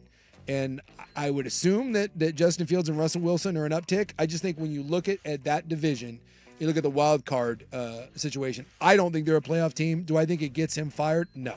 But Pittsburgh is they're the worst team in that division with the worst quarterback situation in that division. And to be honest with you, I don't think it's that close. So I do not think this is going to be a great year for the Steelers. No, he'll be there. The Steelers have only had 3 head coaches since 1969. Did you know that? I did know that. That's 55 years. I know, it's ridiculous. That is insane. They don't move on from. So they're not going to move on from Tomlin. This is probably not going to be his fault if they don't make the playoffs. And to be honest with you, if they were really terrible, it wouldn't be the worst thing in the world. You get a top 3 pick, draft your future quarterback, and hopefully go from there. Because since Roethlisberger retired, even though they've won some games, this isn't. They're not a real. They're not a real threat, and they won't be until they find a real quarterback. And then the last one for you, as you previously mentioned, Gardner Minshew has been named the starting quarterback of the Las Vegas Raiders. But I found this soundbite from his head coach quite interesting. Yeah, experience, the operation, the processing, just everything we saw in practice. Some of it showed up in the games. A lot of stuff we can get better at. I don't think anything here is a finished product. But based off of where we want to go in the first quarter of the season, we feel like Gardner gives us the best opportunity. Buy or sell that that Antonio Pierce does not have intention of Gardner Minshew starting beyond the first quarter of the season. I don't know about that. They just don't have a quarterback. Isn't it a little weird to just say? Well, look, you know what that means? Can I translate what he just said? Yeah. Aiden O'Connell sucks. Yeah. That's what he just said. Pretty much. So, what else is? I mean, what's he to do? He has no other quarterback. Well, that Gardner gives us the best shot this season, the best shot moving forward. He's like, oh, get best shot for the four games or so. This has nothing to do. I can't say nothing. This is, as Rob said, this is more about O'Connell. someone else's performance than Gardner Minshew. Gardner Minshew is a great story, and he's a fun little stopgap quarterback, but that is exactly what he is. And Pierce doesn't want him as his quarterback. And he doesn't want O'Connell as his quarterback either, but you don't have a choice. So where's Jimmy G when you need him? This is he's suspended. I know. Wait, what's he suspended for? PEDs, I think, right? baby. Really? Yeah. How many games? 2. Oh, that's it? Yeah. But he's not with the team, though, is he? I think you can be with the team through the preseason. You can't play, and then once the season starts, I think that you got to go away. So, but wait, is he with a team? Yeah, he's with the. Is he with the Raiders? I don't think No, he's so. with the Rams. Oh, that's right. He's with the Rams. The Rams. Sorry. He was a Raider last year. He was a Raider last year. Yeah, But he is suspended for the Rams. he's suspended. So that's why Stetson Bennett has played like every snap. But the belief is that that Jimmy G will be the quarterback. Sorry, I got my LA Raiders and my LA Rams mixed up. Yeah, Jimmy G has moved on. I don't know if they have another quarterback outside of O'Connell and Minshew. But it doesn't matter because they don't have a quarterback. So. Watch McVay win a Super Bowl with Jimmy G. Wouldn't that be funny? I'd root for that. That'd be interesting. Sorry, Sam Fran boy over there. But wouldn't that be funny if McVay won a Super Bowl with that guy? Sure. Yeah, Carter Bradley and more importantly, Nathan Peterman. Oh, God. How does he's still in the league? Well, he's the 4-string guy. He's the best player in the league at holding a clipboard at approximately the 45-yard line, so he gets the job. Dude, Nathan G.D. Peterman. That guy is terrible. Yeah. Why is he still around? Yeah, he's probably a smart guy and is good in the locker room, and you have to doesn't have any ripples or make any waves around at all, and you don't have to worry about him. Maybe a good scout team guy, just I don't know, good in the film room, helps the other guys. Some guys can point out, hey, you need to do this, this, and this. I can't do it, but I can teach you how to do it. All right, that's our Stockwatch, brought to you by Goldberg Jones. When it comes to divorce, custody, or child support issues, trust Goldberg Jones to help. Call 1-800-DIVORCE. Phone questions answered at no charge. In the news is next. They got him. Here's Buck. Now,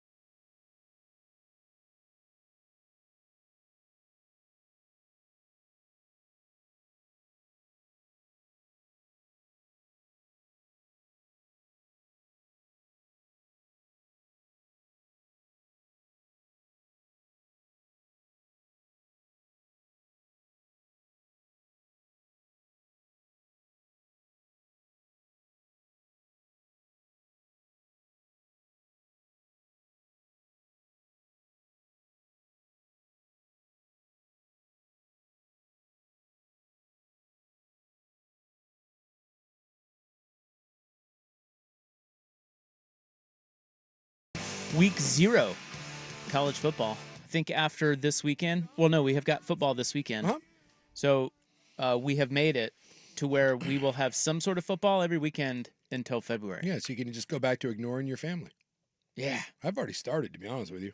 Good for you. Yeah, I'm over it. It is August 19, 2024. It's time for In the News. I'm your noted newsman. Hello. Hello. Hello. Nice to be here. Where have you guys been? Where have you guys been?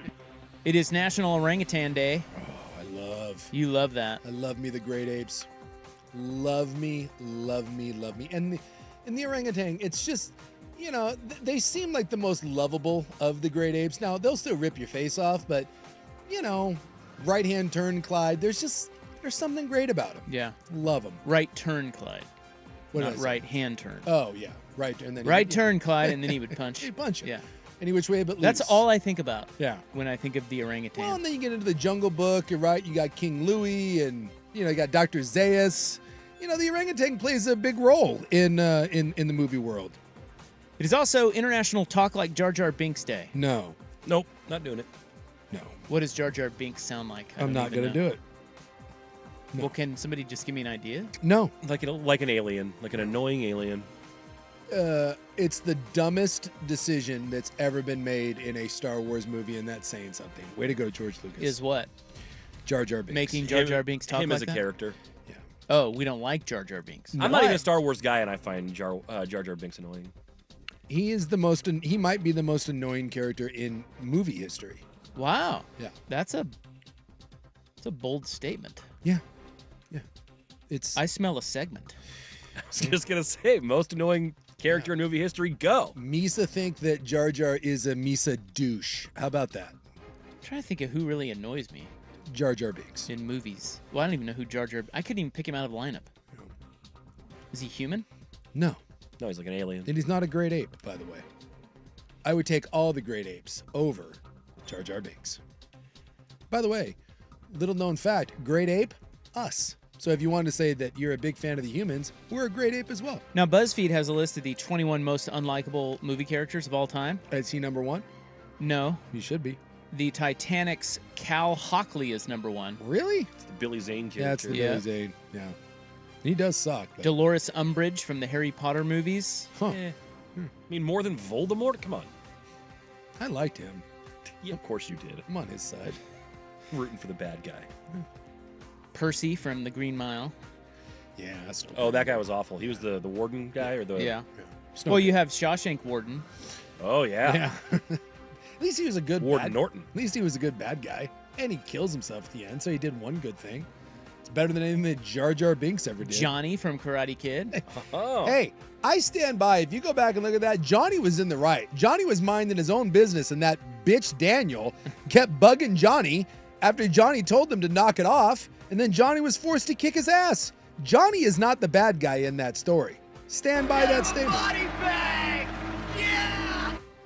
Gordon Gekko also on the list. See, to say that those are the most hated, maybe, but most annoying, no. and they're intentionally evil. Yes, So Jar Jar Binks was supposed to be lovable, and he wasn't. He was terrible, and he ruined that movie. Well, I'll put that in the club notes. Most annoying characters in movie history. Maybe we can do that in our all club 1080 edition of the program Yeah, because this Wednesday. annoying is different than hated. Yeah, And yes, it is. Come Wednesday, let's go. Yeah, we're going to be at 10 Barrel Brewing. I'll just plug it now. Yeah, We're going to be out there Wednesday for Club at the Pub. that's right.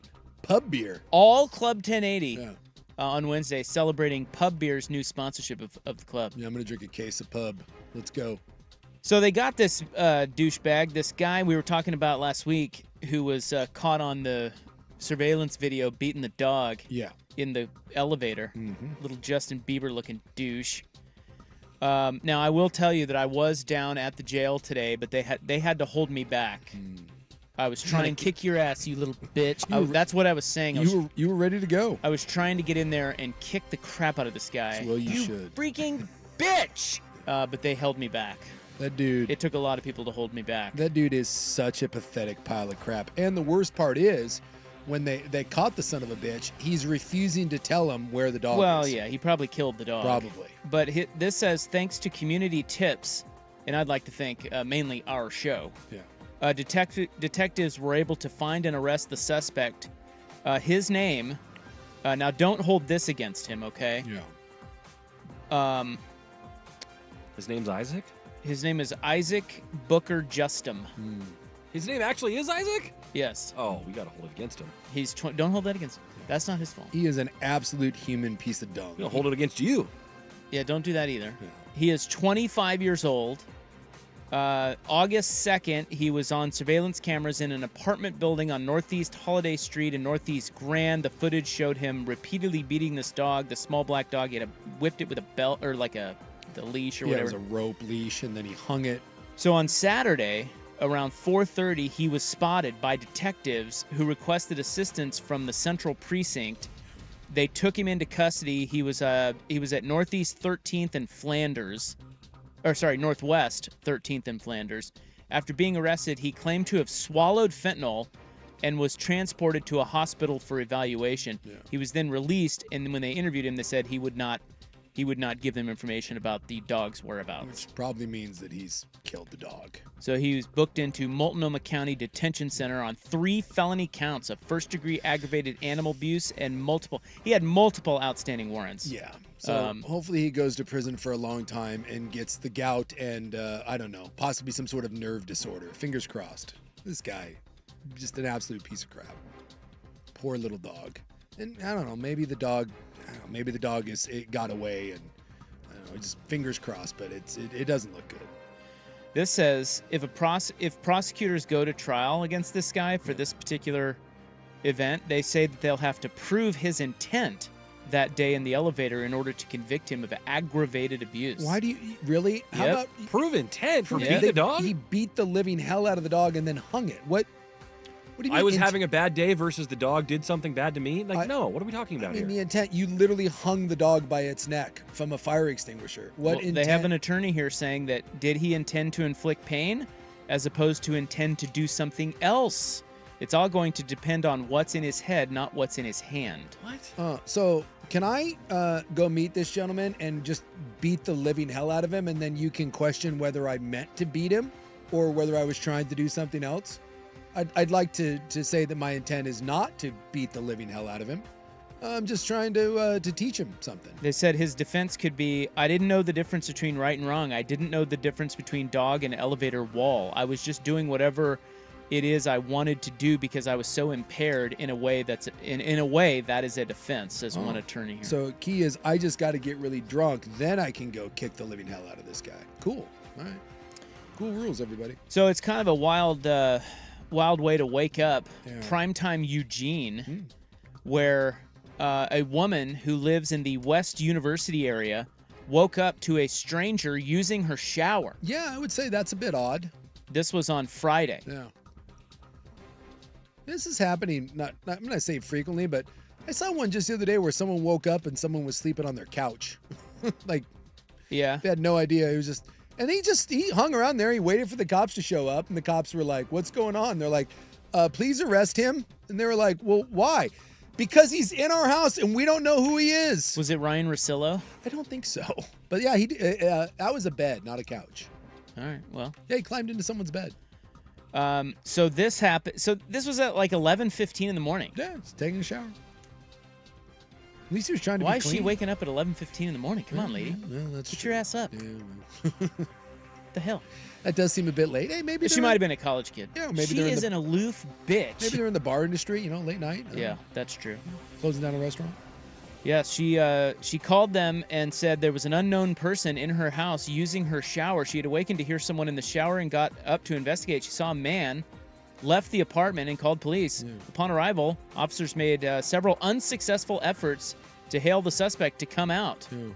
Well, he was, taking a nice hot shower. Maybe doing a little scrubbing. Who knows what, maybe something else. Officers entered the home and made additional attempts to get the unwanted visitor to come out, and finally a male began to walk down the stairs, but then reversed and went back upstairs. Officers subsequently located an unclothed man. Oh my God! Yeah. His name's Isaac. What is with the Isaacs right now? Good God. 34-year-old Isaac Arthur Goodman. I love how they always have to do the full name. Yeah, do the full one. He was in the shower. He was arrested without incident. He was transported to Lane County Jail and logged on multiple warrants. Can I and also in say charge that of burglary. in that sort of thing, can't we just unleash the Maligator? Can't we just get the Malinois? Like, hey, I think if you're naked, the cops have every right to sick the dog on you. Like, hey, can you come down here? Yeah, we're going to need you to put some pants on. No? All right, dog, go. Chopper, sick balls. Well, his defense is probably going to be that he had a job interview and he's trying to turn his life around. By the way, that dude's really lucky because you break into some homes and you start taking a shower, you're dead in that shower. Well, not only that, but why is it that they have to lure him out? Like, be so careful. Go in there and get his ass. Yeah, I don't know. Well, He's again, naked. Yeah, that's the thing. No one wants to tackle a naked guy. Is that what it is? Yeah, you know my thing. You never fight someone naked. It's not good. It's bad. It's a good piece of advice, I guess. Yeah, no one wins. No one wins with that. It's like when you're in a locker room and two guys start yelling at each other, you do that. Listen up, dudes. Like, if you guys want to beat each other, that's fine. But, throw some undies on first, okay? No one needs to see this. That little towel ain't holding nothing in. So, Has violent crime gone up or down in Portland in the first 6 months of 2024? well, shower crime apparently through the roof. That's next on The Fan. This is the Fan's Window into Sports, a view into today's top stories. Brought to you by Window Nation, online at windownation.com. Beatty alone in the backfield. Zach wants to throw it, and he taken down. Drop for a safety in the end zone. Drop by Zach Morton, first-year player out of Akron. Oh, safety. All right, that one's not his fault. Like, dude, your interior lineman just whiffed. A couple of those sacks, some of that's on Russ, but that one's not his fault. That being said, he looked terrible. Buy 2 windows and get 2 windows free now at Window Nation.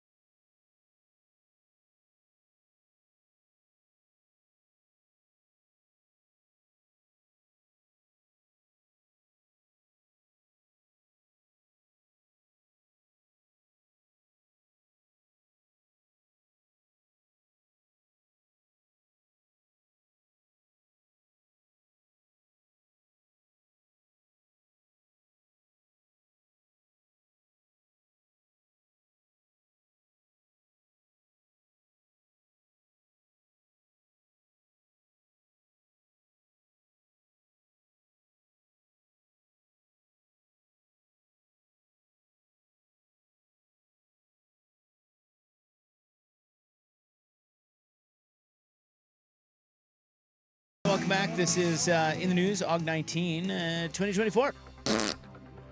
After years of growing violence, throttling the city and causing shockwaves of concern. It's quite a line. That is. It was shockwaves? I mean, I guess that's accurate. I don't know. Portland can finally report a steady drop in violent crimes. All right. Across the board. That's fun.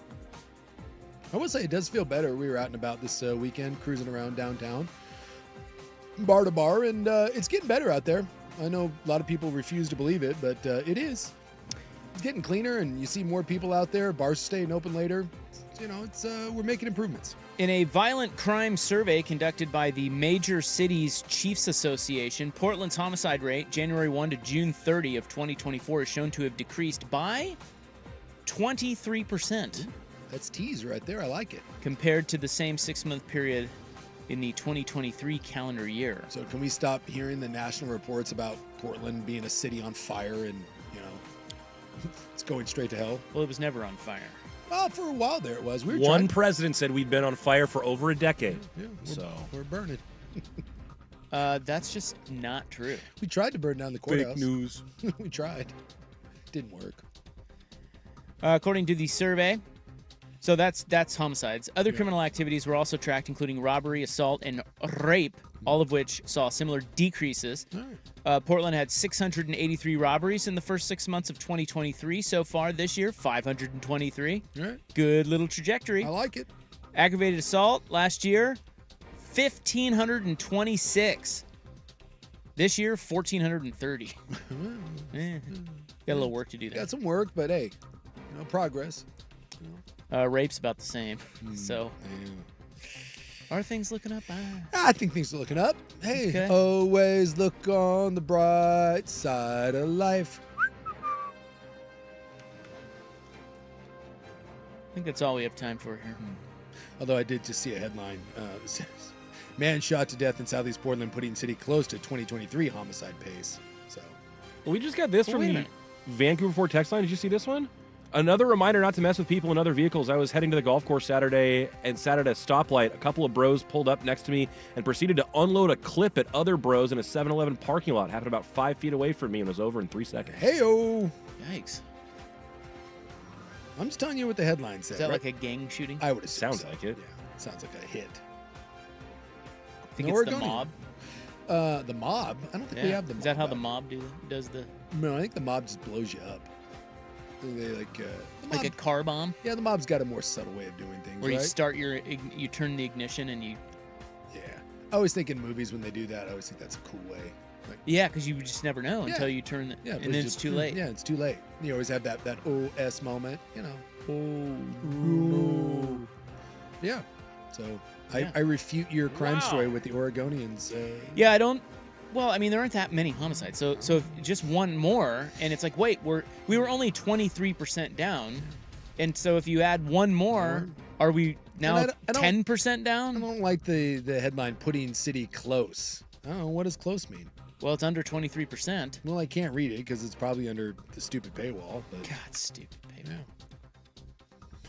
It does say there have been fewer murders in Portland than at the same point last year. Well, I just said I that. know, but I don't understand then why are they saying that it's putting us close? Because, like I said, there aren't that many of them, and so one extra Puts it there. puts it closer, because it was only 23% down, so if you add one more, I think there's like 30-some homicide, so you add one more, I'm choosing now it's 10% down. I'm choosing to take it as a positive. We're tracking in the right direction. I don't know. I also say this, and this is going to sound really insensitive and like a big fat jerk, Uh-oh. but I'll say it anyways. I love these. These Yeah. are great. Okay. I can't wait to hear this. Well, I mean, follow me on this one. We'll see. All right. So we're cruising around the city, right? Yeah. And if you're there and like you're going to get yourself a twisty cone, you want a nice frozen treat. Okay. Maybe with some sprinkles. Maybe you're heading down to Salt and Straw, right? And a bullet rings out and catches you. You're just there trying to enjoy your dairy treat, maybe a vegan treat because you don't like dairy, and you get caught with one. Like, in my opinion, that is different than two groups of people that hate each other and roll up outside of a 7-Eleven and unload a clip and mow someone down in a car, I view those things. I don't view those homicides as equal. I view those very differently. Yeah. But, in what ways are they? Because like in one targeted versus. Well, yeah. So like if I'm in the city and I hear that people are getting shot while getting standing in line at Salt and Straw, yeah, or outside of the the Tasty Freeze, that's scary because that's like, oh my God, like it can get to anyone. But if it's 2 a.m. and I'm at the shadiest 7-Eleven known to man, and someone rolls up on me specifically because I did something to them and mows me down, I don't think that makes the city more dangerous. I don't think that makes it scarier. I think it just means that you got people that are literally actively involved in trying to kill one another. I view those completely different in terms of how I view the city. I mean, I don't think that's insensitive. I think that's I'm not saying fair. that I want anyone to die or that family isn't.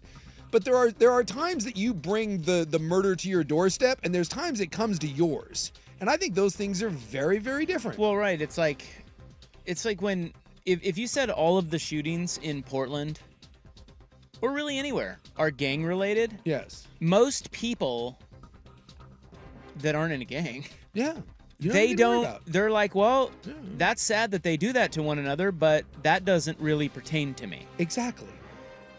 But this is what we were saying last week. When a shooting happens at places we frequent, yes, that is when you get our attention. Schools, Salt and Straw, amen, wherever it is. Yes. People are like, whoa, hey, Fred Meyer, I go there. Yeah. We can't have this. No. Even though it could be a gang shooting there. That's true. Yes. So you could catch a stray from a gang shooting. That Look, we is should true. have no shootings. But No. I see what you're saying. That's all I'm saying. It's like the scarier, the thing that freaks people out is just the random open fire on a crowd of people thing. That's just, it's terrifying. Yes. Because it could happen anywhere, and you just and like, you never know. And this guy's saying, I don't know what you're talking about, Sue. Because yes, dudes rolling up targeting someone can hit other people. Absolutely. I'm not saying that one is peachy keen, but I do think that there is a difference in those things. That when someone is particularly targeted and they're shooting into another car versus random violence out on the street, someone goes up, hey, give me your purse, shoots you in the head. I think those are two different things. One's not great and one's not terrible, but I think they're different. I agree. Yeah. I agree. I don't think that's that controversial. No, I also think there's a difference. I need you to be more controversial. Well, it's like the difference in, like I say, like with homeless people. Like there's a difference between someone that fell on hard times, slipped through the cracks, needs some assistance up, right? And someone that actively chooses to be like, no, I'm not taking part in any of this. And by the way, give me all the fentanyl. Like, again, I view those things as different, even though they're in the same situation. That is in the news, Aug 19, 2024. Coming up next is the Hot 5 at 5. We have quite a bit to tell you about, a lot of quarterback news on this Monday. We will get to all of that when we return, followed by our weekend weed whacker on The Fan. It's regular season out there. Warmer days,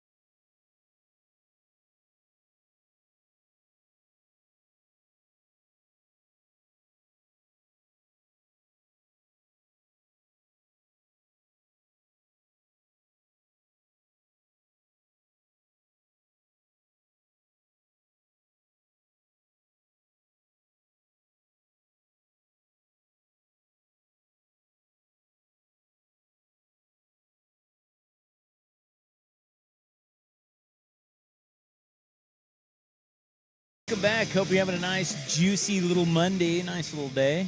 Got some rain on Saturday. How about that? Stormed out there. We got thunder and lightning. Yeah, pretty wild. Yeah, but we needed it. Yeah, it was it was something else, man. There was definitely the house shook a few times. And my buddy said that he had a lightning strike just down the road from him, and certainly said he maybe had to do a little shorts check after that one. Certainly caught his attention when he was getting into his car. And he said he saw it hit just down the road from where he was at. And it was like, whoops. Yikes. Time to go change some shorts. Hey, real quick here. Late to the conversation text on the Vancouver Ford text line, but please let Jason know there is a brand new baby orangutan at the Portland Zoo. You're right the hell out of town. He says his grandkids saw it on Saturday. Now, is that the cutest thing ever? It's got to be. They are so adorable because they look like old men. Yeah, and like with their big cheeks. But it pains me because the zoo, I have a love-hate relationship with the zoo. No, I know. Well, I love the animals, and then especially with the apes, because I know they're aware of what's going on, and it breaks my heart. I will say this: the elephants look miserable every time we take the kids there. No, the apes, the primates, they look like they're having an okay time. Really? Yeah, I mean they're not. I know compared to what it actually is, but they at least are swinging around, doing stuff, playing. Like I'm not saying it's perfect. I'm not saying they like it. It doesn't seem like it's the worst thing. The elephants seem really bad, though. I do want to go see Baby Clyde. Well, wait. Can I? Let's just stop for a second. Yeah. What would an elephant need to do to make it appear happy? That's a good question. Because they don't really have you can't see facial expressions they would smile at us, obviously. I think we can all tell when an elephant's happy. Yeah? Yeah, they're jovial, like kicking a soccer ball. General body language. Flapping their ears? Well, I hate to do this because when we were in Bali... That means they're going to stomp you. When we were in Bali, we went to an elephant sanctuary. Actually, I don't know that that's true, but... And the elephants were playing and all that, and so it seemed like... And they told us that they rescued them and that everything was on the up and up, and then... Like a week later, there was a report. Like a week back after we got back, there was a report that that it was like an elephant prison. Oh boy. Yeah, it was. Yeah, so they weren't having fun. They weren't having fun. I don't know. I guess they just got whipped into having. You will look like you're having a good time. I would just expect the elephants to be doing something, and they just stand there on the barren dirt and they do nothing. It looks really sad. Anytime I see the apes, because I know how close they are to us, I can just see it in their face where they're like, "You son of a bitch." Yeah. And I feel bad. What is it, like 98% of their DNA is 99 is shared by with humans? We are closer to we are one of the 5 great apes. We are closer to chimpanzees and orangutans than lions are to tigers. How about that? Yeah. Chew on that, kids. And tigers and lions can get Take that for data. That is data. And by the way, her name is Jolene, the little baby orangutan. Adorable. Out there. Now, I will say, despite my hesitation, if I got an invite to go hang out, I would be like, yeah, whatever. I would show up and I would ignore every sort of bad thought I had about it, and it would be the greatest day of my life. What do you mean? Oh, yeah, right. You would enjoy the animal. Get to hug. Yeah. And to get to go backstage and get to feed and hug a little baby orangutan. Oh my God. That would be the greatest day of my life. And then someone would be like, "Hey, Sue, don't you hate zoos?" And I'm like, "You shut up. I never said that." Yeah. And then you just tell you pat the monkey on the butt and say, "Run back to your prison, little monkey." Meanwhile, I just go and I have visions of that for the next 30 years. Our weekend weed whacker is coming up next. My Seahawks being the new Ravens in the preseason. Yeah, it didn't go so well. That streak is over at 1. Yeah. But they almost pulled it out. Yeah. It was close. So we'll get to all of the stuff that happened over the weekend. And then tonight in the club, rest in peace, Phil Donahue. Yeah. Dead at the age of 88. I used to love Phil Donahue. I did too. Thought he was a great American. Him and Sally Jesse Raphael. And why the British Jeff Bezos is feared dead. Yeah, dude, I saw this too. I didn't know there was. Well, look at you. I didn't know there was a British Jeff Bezos. Well, yes, of course. And he kind of looks like he could be a cross between Bezos and Musk. I just learned about this bro today. So we'll get to all of that coming up. Right now, though, guys, it's time for the Hot 5 at 5. Hot topics, hot opinions. Oh, golly, I'm hot today. And hot air. It's time for the Hot 5 at 5. What's hot? The Hot 5 at 5 on Primetime with Isaac and Sue. No, I mean it. That's very hot. The Hot 5 at 5 with Isaac and Sue. Brought to you on The Fan by Victor Rico's Mexican Food, the most popular burrito spot in Oregon. Online at victorricos.com. Number 5. The number 1 overall recruit in the class of 2023 will be the backup quarterback at Boise State. And that's something. Malachi Nelson transferred to Boise from USC, but he loses out to second-year QB. He's a redshirt sophomore by the name of Maddox Madsen. Isn't that crazy? Dude, it's just the second coming at USC, leaves USC, and everyone says Boise, and then you don't win the Boise job. Goes to show you, man, just because you're a high-ranking kid. And then, you know, there's been some whispers. I've seen some stuff online that people question his maturity and the work ethic. And well, there's probably a reason he ended up at only Boise. Yes. No offense to Boise. Yes. And then now probably a reason he didn't win the job. Yeah. So you know who the OC is at Boise State? I do not. Dirk Cutter. Really? Yeah. Dirk Cutter's back at Boise. He's back there now, yeah. Oh, and man. they, remember, they come to Autzen to play the Ducks on September 7th. Yeah, I'm not overly concerned about that. So But you will see Malachi holding a clipboard. some people think Boise could be the Group of 5 representative. I mean, one of those teams will get a shot at the Number big 4. dance. The Steelers lose starting center Nate Herbig, possibly for the season. Torn rotator cuff.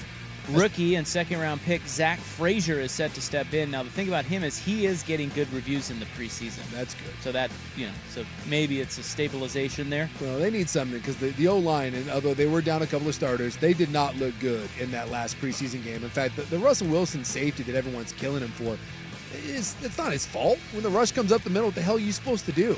They just got whiffed. So the Steelers' run game and the pass protection so far, what we've seen in the preseason, leaves a lot to be desired. Also on the Steelers' offensive line, they lost starting tackle, the rookie Troy Fatanu, for several weeks due to injury. That was back in week 1. Yeah, he had a UW, by the way. So they're hoping that he'll be back. We don't know exactly when, but it's not a season-ending sort of thing. So it's going great. Yeah. Good thing you play in a really soft division. Oh, wait. No, you don't. Number 3. It's going to be a bad year for Pittsburgh.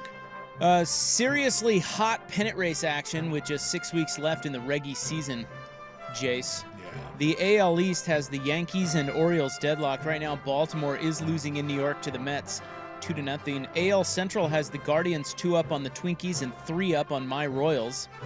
The AL West, the Mariners are 4 back of Houston. Seattle is in LA against the Dodgers tonight. LA leading the NL West by 3 over the Padres and 4 over the D-Bags. The Sox did take a 1-0 lead early on against the Stros, so at least there's that. And the Braves have been dealt a blow. They are just not that great this year. They are 7 back in the NL East, and they've lost their star third baseman, Austin Riley, for the season. He has a fractured hand. Crazy thing, too, about the Mariners is while they're 4 back of Houston, they're 5.5 back in the wild card. So it may just be division or bust for the Mariners. So, and playing the Dodgers certainly doesn't help. Number 2. Kerry Eggers is reporting it'll likely be Ben Goldbranson as QB1 for Oregon State when they line up against Idaho State next weekend. But then he also said that the other 2 quarterbacks, McCoy and Johnson, are likely to play too. So, and then Nick Dasha reported that that's 100% not true and that no decision has been made. Although his initial report wasn't that there was a decision, it was just likely that he was going to be the guy. So, I'm not sure exactly where the hubbub was there. It kind of makes sense that if no one has separated themselves, that you would give the first crack to the wily vet. But I think we can all probably figure it out in the first couple weeks. You're going to see all 3 of these guys for Oregon State, and hopefully one of them takes the job and runs with it. Elsewhere, Sam Leavitt led West Lynn to a state title, but was never offered by Jonathan Smith to go to Oregon State. So once Smith took over at Michigan State, where Leavitt was, he left. Yeah. He says he does hold grudges. He is now at Arizona State, and as expected today, was named their starter. And when they face each other in the Pop-Tart Bowl, then they'll be hell to pay. That's right. I hold grudges. You know what? It might be the Pop-Tart Bowl. Arizona State, Michigan State. I'm going to show you, Jonathan Smith. That bowl was electric last year, by the way. Where's that bowl? Who knows? L.A., I think. They do, but the creepy part is they have that life-size Pop-Tart, and then they eat it, and it feels The very live mascot? Yeah. It feels uncomfortable. He disappears into the How toaster. do you guys know this? It was a whole You don't viral remember sensation that? last year. No. I think this was on your Twitter hiatus when you just kind of weren't doing it for a while. It's bad. And it was during the holidays, but the Pop-Tart Bowl was special. Yeah. But the end, All right. it's not good. Yeah, they sacrificed the Pop-Tart mascot Yeah. and the winning team ate him. Yeah. Wow. Got some NFL quarterback news. Number one here, Gardner Minshew will be the Raiders QB1. He beats out Aiden O'Connell. I bet Raider fans are stoked about that. His first 2 games are against the Chargers and Ravens, both on the road. The Commies officially named rookie Jaden Daniels QB1. Marcus Mariota will be the backup. They are, by the way, they are giving him just rave reviews. Saying Daniels? that he looks. Well, Dan Quinn said he is.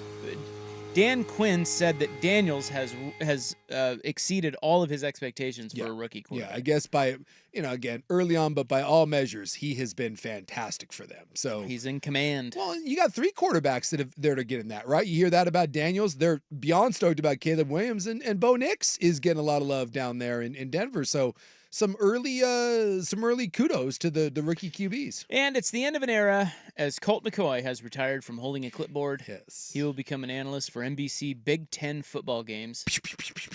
Would you like to guess how much he earned in his career? Why is he for the Big Ten?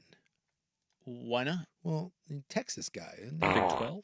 I don't know. Oh, SEC? Wouldn't that be the SEC? Oh, all right, It's who offered him a job. I guess Colt McCoy. How much did he earn? Yeah. I will go, because he played 14 what? seasons. How many? 14. 14. I'm going to go $56 million. Whoa. I'll go higher.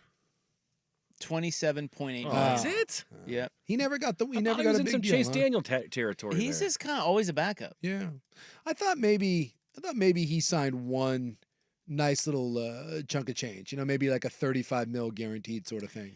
Well, if we broke it down by start, which I failed to do, so I'll do that during the break. Yeah. But I'm guessing it's pretty hefty what he made per start. Well, and either way, dude, the guy made $27 million. You said.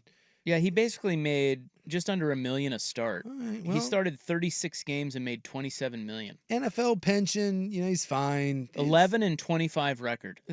Yeah. Again, probably has a hot wife, doing great. Colt McCoy.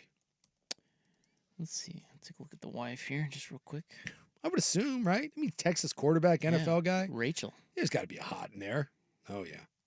I'm seeing her at Texas. Yeah. But Yes. Chase Daniels made $43 million. And that's kind of. And I feel like Colt McCoy played a lot more significant football than Chase Well, Daniels. that's kind of did. why I thought the number would be higher. Well, but- I think Colt McCoy was kind of one of those backups that just would sign for like $2 million. Yeah, probably. Whereas, But Chase- shouldn't that have been Chase Daniels too? No, Yes, Chase it had some should- years where he was like 7 to 10. it should have been Chase Daniels, but for some reason, a couple of teams gave Chase Daniel a bunch of money to be a clipboard holder. Yeah, there were a couple years where he was making close to 10 mil a year. But yes, I agree that they should have gotten the same amount of money. But for Chase Daniel had naked pictures of somebody. Yeah. Colt McCoy did not. No, well, he should have. Well, this is a fun list of quarterbacks and their career earnings.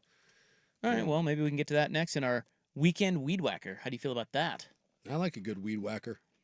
Victorico's Mexican food, the most popular burrito spot in Oregon. Order now at victoricos.com. The weed whacker includes Hideki Matsuyama, Jeff Bezos, and Noah Lyles, and maybe even quarterback. Boy, you are right about earnings. this. Real quick, on the Colt McCoy tip, he was 30 years old until he made over $1 million a year. Yeah. That's crazy. He just signed little... In my head, because he bounced around and was used by so many teams, I thought there was more meat on the bone financially. No, he was. He had a bad agent. Yeah, I guess.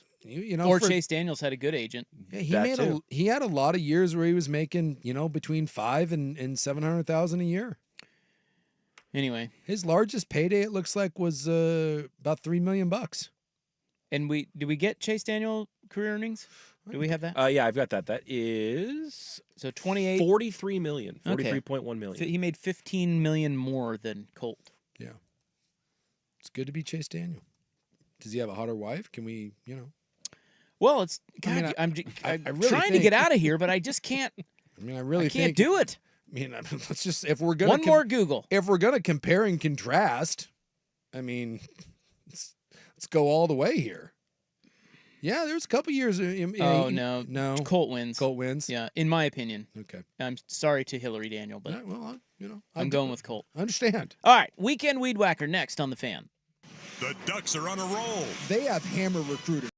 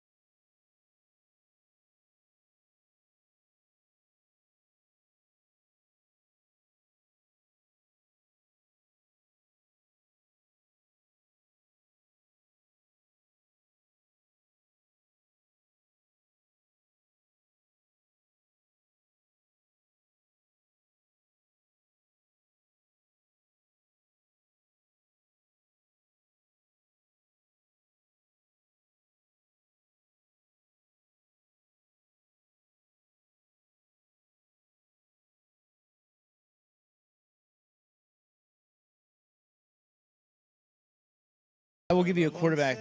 You tell me if he made more or less than Colt McCoy. Okay. $27.8 million. Is that what we said? I believe that was the number for Colt. Yeah. Okay. The era has become Kyle Orton. more. He was a starter. He did make more. Yeah. By about $3 million. Oh, I would have thought more than that. $30.8 million for his career. Mike Glennon. Less. Wrong. Wrong. Did Glennon get a big? Again, it's whether or not one of these guys gets like the 3-year. So he got, $30 and yeah, this site that I have is showing it. He got $16 million from the Bears. Yeah. So, God, what was his total? His total was $29.4 million. Stupid Bears. Yeah, you got to get that. You got to get that one team that's dumb enough to give you like a 2 to 3 year deal and be like, we think you can be the guy. The 2 to 3 year, he might be our starter, guaranteed That's contract exactly money. right. Brock Osweiler. More or less than Colt McCoy. God, so he was a higher pick. I think he was a first round pick, but he sure did suck. I'm gonna say less. He made more. $41.3 million. He got a $21 million deal from the Texans, and he got $15 million from the Browns. Damn it! I thought his deal. So in Denver, Denver didn't pay him anything. Broncos only $4.2 million. Yeah, because it was his rookie deal. But the one time he actually played decent was in Denver. Yeah, remember at one point, it's a fun fact, during their Super Bowl run, Peyton Manning got benched for Brock Osweiler, and we were like, holy crap. And Brock could have gone and won a Super Bowl, but then he got benched back for Peyton Manning at the end of the year, and then Manning did nothing but still won a Super Bowl. Kevin Cobb. Ooh. Make boy, more. That's or pretty less? good. Kevin Cobb. That's got to be less, right? What? Kevin Cobb, just a little bit more. Kevin Cobb, $37.6 million. Yeah, I feel like the Eagles gave him a deal. Cobb, Well, huh? the Cardinals gave him $20 million, and the Eagles gave him 14. God bless America. Like somewhere Kevin Cobb is sitting around right now, like in a kick-ass house with a dock and a boat. It's good to be Kevin Cobb. And right again, every one of these guys probably has a hot wife. It's good to be an NFL QB. Well, a backup QB. Yes. You don't have to do anything. No one expects you to be good. All right, it's time for our weekend weed whacker. Do you guys like to whack weeds? I would don't. say it's I don't like whacking the weeds necessarily, but when you edge your lawn Yeah. and it's sharp looking, You like that? oh, You like that? I do like that. Feels real good. Well, my You like that? I professed on Friday that something to keep an eye on is that you got to watch out for our Seahawks. Mhm. They're the new Ravens in the preseason. Yeah. Because they just care more. Mm-hmm. You know, because McDonald came from the John Harbaugh school of yeah. thought. Well, they lost. They lost. It's Now, over. I don't know if you saw, but our Ravens, who had a heartbreaking, and I mean heartbreaking, week 1 preseason loss. Yeah. Did they 13 win? They won 13-12. All right. The streak is at 1. We're back on the train. What is up with the Falcons and Michael Penix? Can I ask this question? Hasn't played. Why? So the only thing I can think of is that they are trying to get something for the Heineken man, and that maybe they're putting something out there, I see. trying to showcase him. But Paddock played, who was their other quarterback, and so the only thing I can think of is they're trying to showcase Heineke, and that when they don't want to put Penix in with crappy second and third string backups to try to get him hurt, and so you run out Paddock, because the idea is that Penix isn't going to play anyways. It's going to be Cousins. It's the only thing I can make sense, but he has not. He didn't play a snap. Weird. Yeah, it was. I think that's weird. It was definitely strange. The whole thing's weird. And I've yet to see a definitive answer for it. He did play a little bit in the first game, so I don't know if they just saw enough of it or what. But yeah, he didn't get any run in the second game, or maybe he wasn't feeling well. But I was looking and I couldn't find anything on it other than some people. In fact, it was Chris Sims and Flores today that I was listening to that were kind of maybe speculating on whether or not they were just trying to showcase Heineke to move on from him and maybe try to get a pick for him. Makes sense. Yeah. Because if you're All in the right. backup QB game, Heineken, or they were saying this about Bailey Zappi as well, like Heineken and Zappi they're not going to stick around at those two places. Like if you're the agent, you're going to try to get those a place where you have a legitimate shot at being the backup. So those may be two guys that maybe someone like Minnesota or someone like that may be looking to get a guy that feels maybe you can get a split if your starter goes down. All right, the weekend weed whacker continues next. Hideki Matsuyama should get robbed more often. I know. And if you're the caddy, are you worried about your job? And is Jeff Bezos going to buy an NBA team for a cool $6 billion? That would not be the Blazers. I don't think he cares. About what? Writing a check for $6 billion. So to Bezos, is $6 billion the same as, I don't know, $2 billion for the Seattle team or whatever? I think $6 billion is a laughable, like, whatever. Well, what did Numbnuts pay for Twitter? Like 44? 45 or 47? So yeah, somewhere there. Something tells me $6 billion isn't gonna. He ain't sweating that. Those items next. Oh. One other thing. Yep. One other thing. How about our pickles? Yes. How about our champions? Pickles? Huh? Was it the West Coast League? Yep. Right? Walked it off, baby. Walked it off. Boom. Also next. Raise Here's the Buck. chairs.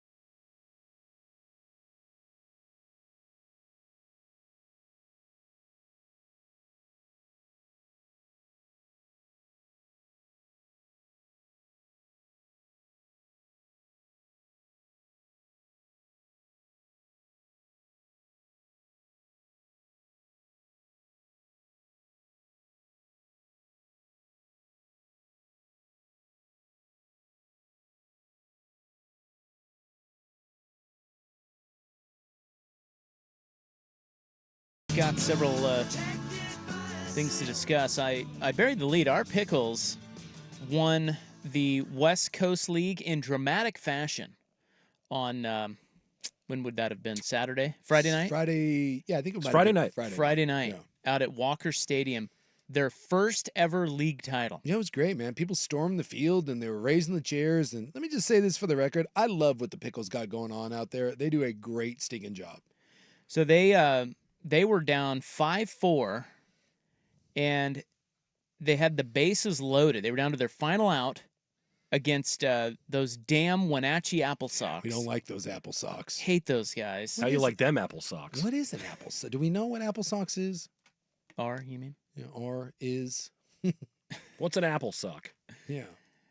That's a good question. I don't know. I don't know what that is. I do know that. Anyway, they got a walk to tie the game, and then an error. Mm-hmm. And they walked it off, and the crowd went nuts. If you haven't seen the highlights of it, it's awesome. It is awesome. It was a fun. I wasn't there, but it just looked like a really cool moment to be a part of. Yeah, and those games are just a lot of fun, and they, like I said, they do a really good job, and it was cool to see them win a championship against the hated Wenatchee Apple Sox, which I'm on the Apple Sox Baseball Club homepage. It was a beta theta. I still can't tell you what an Apple Sox is. I immediately went to their about section. No information on why. No.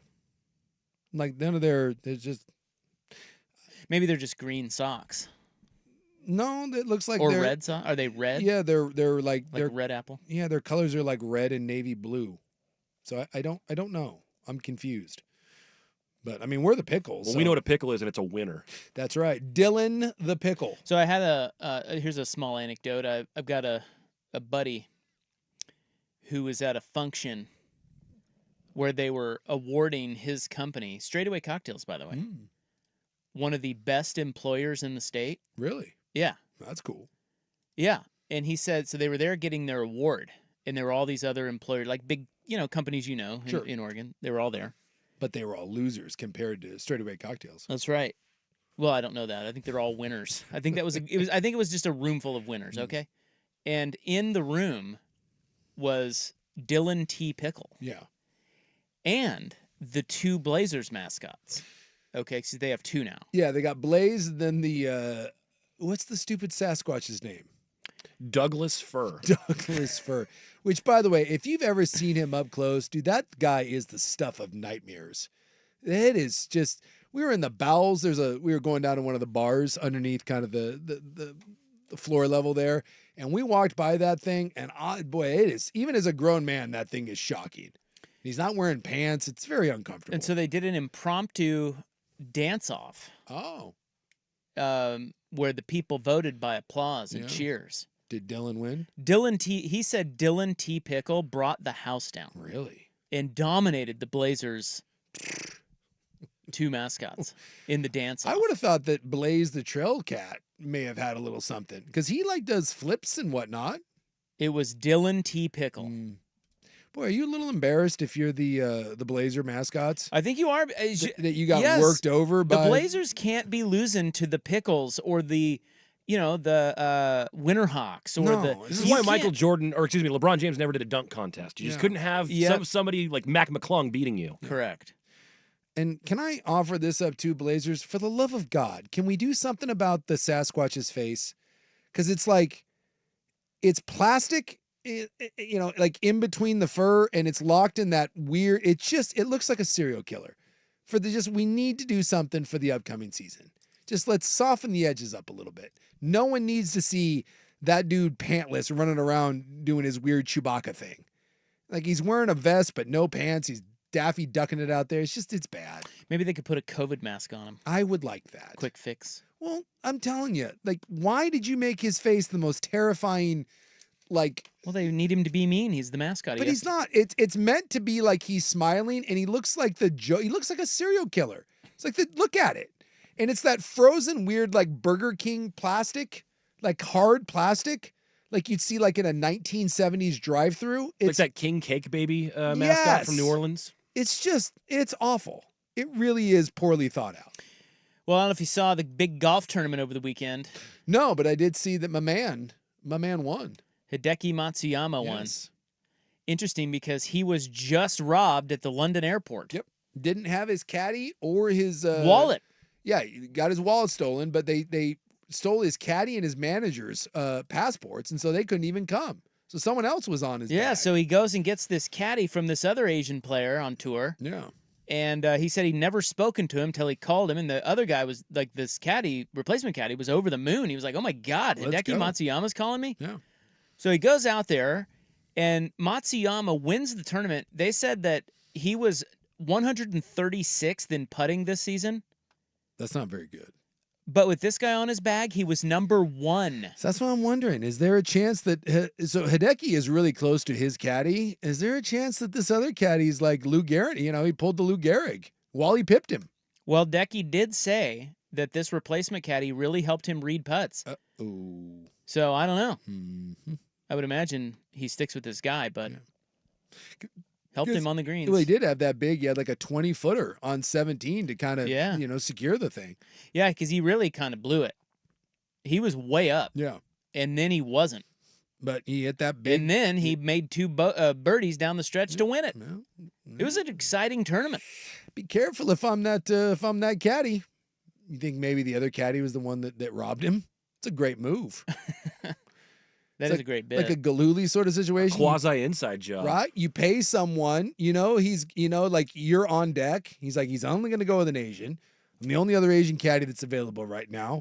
So you hire some other bro to go do the hit, steal some, who steals passports? Steal a couple passports. Next thing you know, hey, Hideki, I'm available. Maybe you place the call. Hey, sorry to hear about your caddy. Just so you know, I'm available. And then you do I can't believe it. This is amazing. Oh yeah, I'm absolutely free. Next thing you know, you're winning some serious coin. So Hideki won $3.6 million. I would imagine at least 10% of that goes to the new guy. That is tasty, right? Isn't that the standard, right? That's kind of what they say. Yeah. Although I don't know, maybe he paid him less because he was a fill-in, or maybe he paid him more because he helped him so much. Yeah, I don't know. I would like to think that Matsuyama cuts him he's not going to stiff him. I bet he cuts him a big check because this guy caddies for a dude who doesn't make that much money out there. Exactly. So maybe he cuts him $500,000. You think maybe out of that? Oh, it's a nice chunk of change. I would like to think that there's a little added bonus in there. Matsuyama's doing fine. Seems like a good dude too. He does seem like a good dude. Right up to the point he fires his caddy, pulls a Shooter McGavin, and is like, "You're fired. Going with this, bro." You serious? I'm dead serious though. Imagine if this guy ends up being the permanent caddy, and how awful you must feel to be the other dude. No fault of your own. You get robbed, and then some other dude steals your job. But he can't cut bait on that caddy because that's the guy who bowed at the Masters. Yeah, and I guess we love him, and I guess they're pretty close. They're buddies, yeah. But he's not. Hey, you gotta stand on business, man. You ain't helping me read putts. This how do you feel? This bro over here is hitting 25-footers with me. Here's another angle. How do you feel if you're the regular player of the caddy? Yeah, don't take my dude. Well, not only that, but like, how much do I suck? This guy helps Hideki Matsuyama go from 136 to first in putting in a week, and I can't win S. What you're saying is there's a lot of bad feelings going on. There's a great story, but there's a lot of sore feelings. Well, if Matsuyama wanted to platoon his caddies, then it's like the NFL. If you have 2 quarterbacks, you don't have 1. Well, look, if you're... that's a good... What if you had 2 caddies? Just rotate. And just depending on the course and the field. One guy... all the time. One guy reading the greens, the other carrying the bag. You have specialists like who are you have a rules specialist with you to help you drops. Next thing you know, you got a team of 6 dudes out there. You got a whole team out there. Posse. Well, I'm dead serious. Like if you're Matsuyama's original caddy, right? That's your guy. He's been really good to you. Deep down in places he won't admit, he was rooting for Matsuyama to gack that away. He had to have been. That's like, there's no way. That's like if you're, to your point, if you're a backup quarterback or if you're the starting quarterback and you go down, you do not want the backup to come in. Somewhere along the line, Drew Bledsoe in the middle of that season was like, son of a bitch. Even though you're teammates, even though that you're work professionals together, even though you like each other. Yeah. It's if you get divorced, you could care less. You hate your wife, you hate your husband, you're divorced, you're happy. Dude, if 6 months later you see your wife with someone who makes more money and is better looking than you, you're like, damn it. Same thing here. In places he won't admit, he is pissed that his guy won with a different caddy, and that other player is pissed that his caddy went and helped Hideki.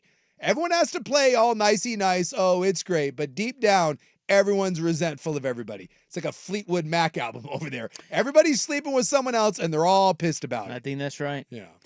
All right, the Weekend Weed Whacker wraps up next with Jeff Bezos possibly buying the Celtics.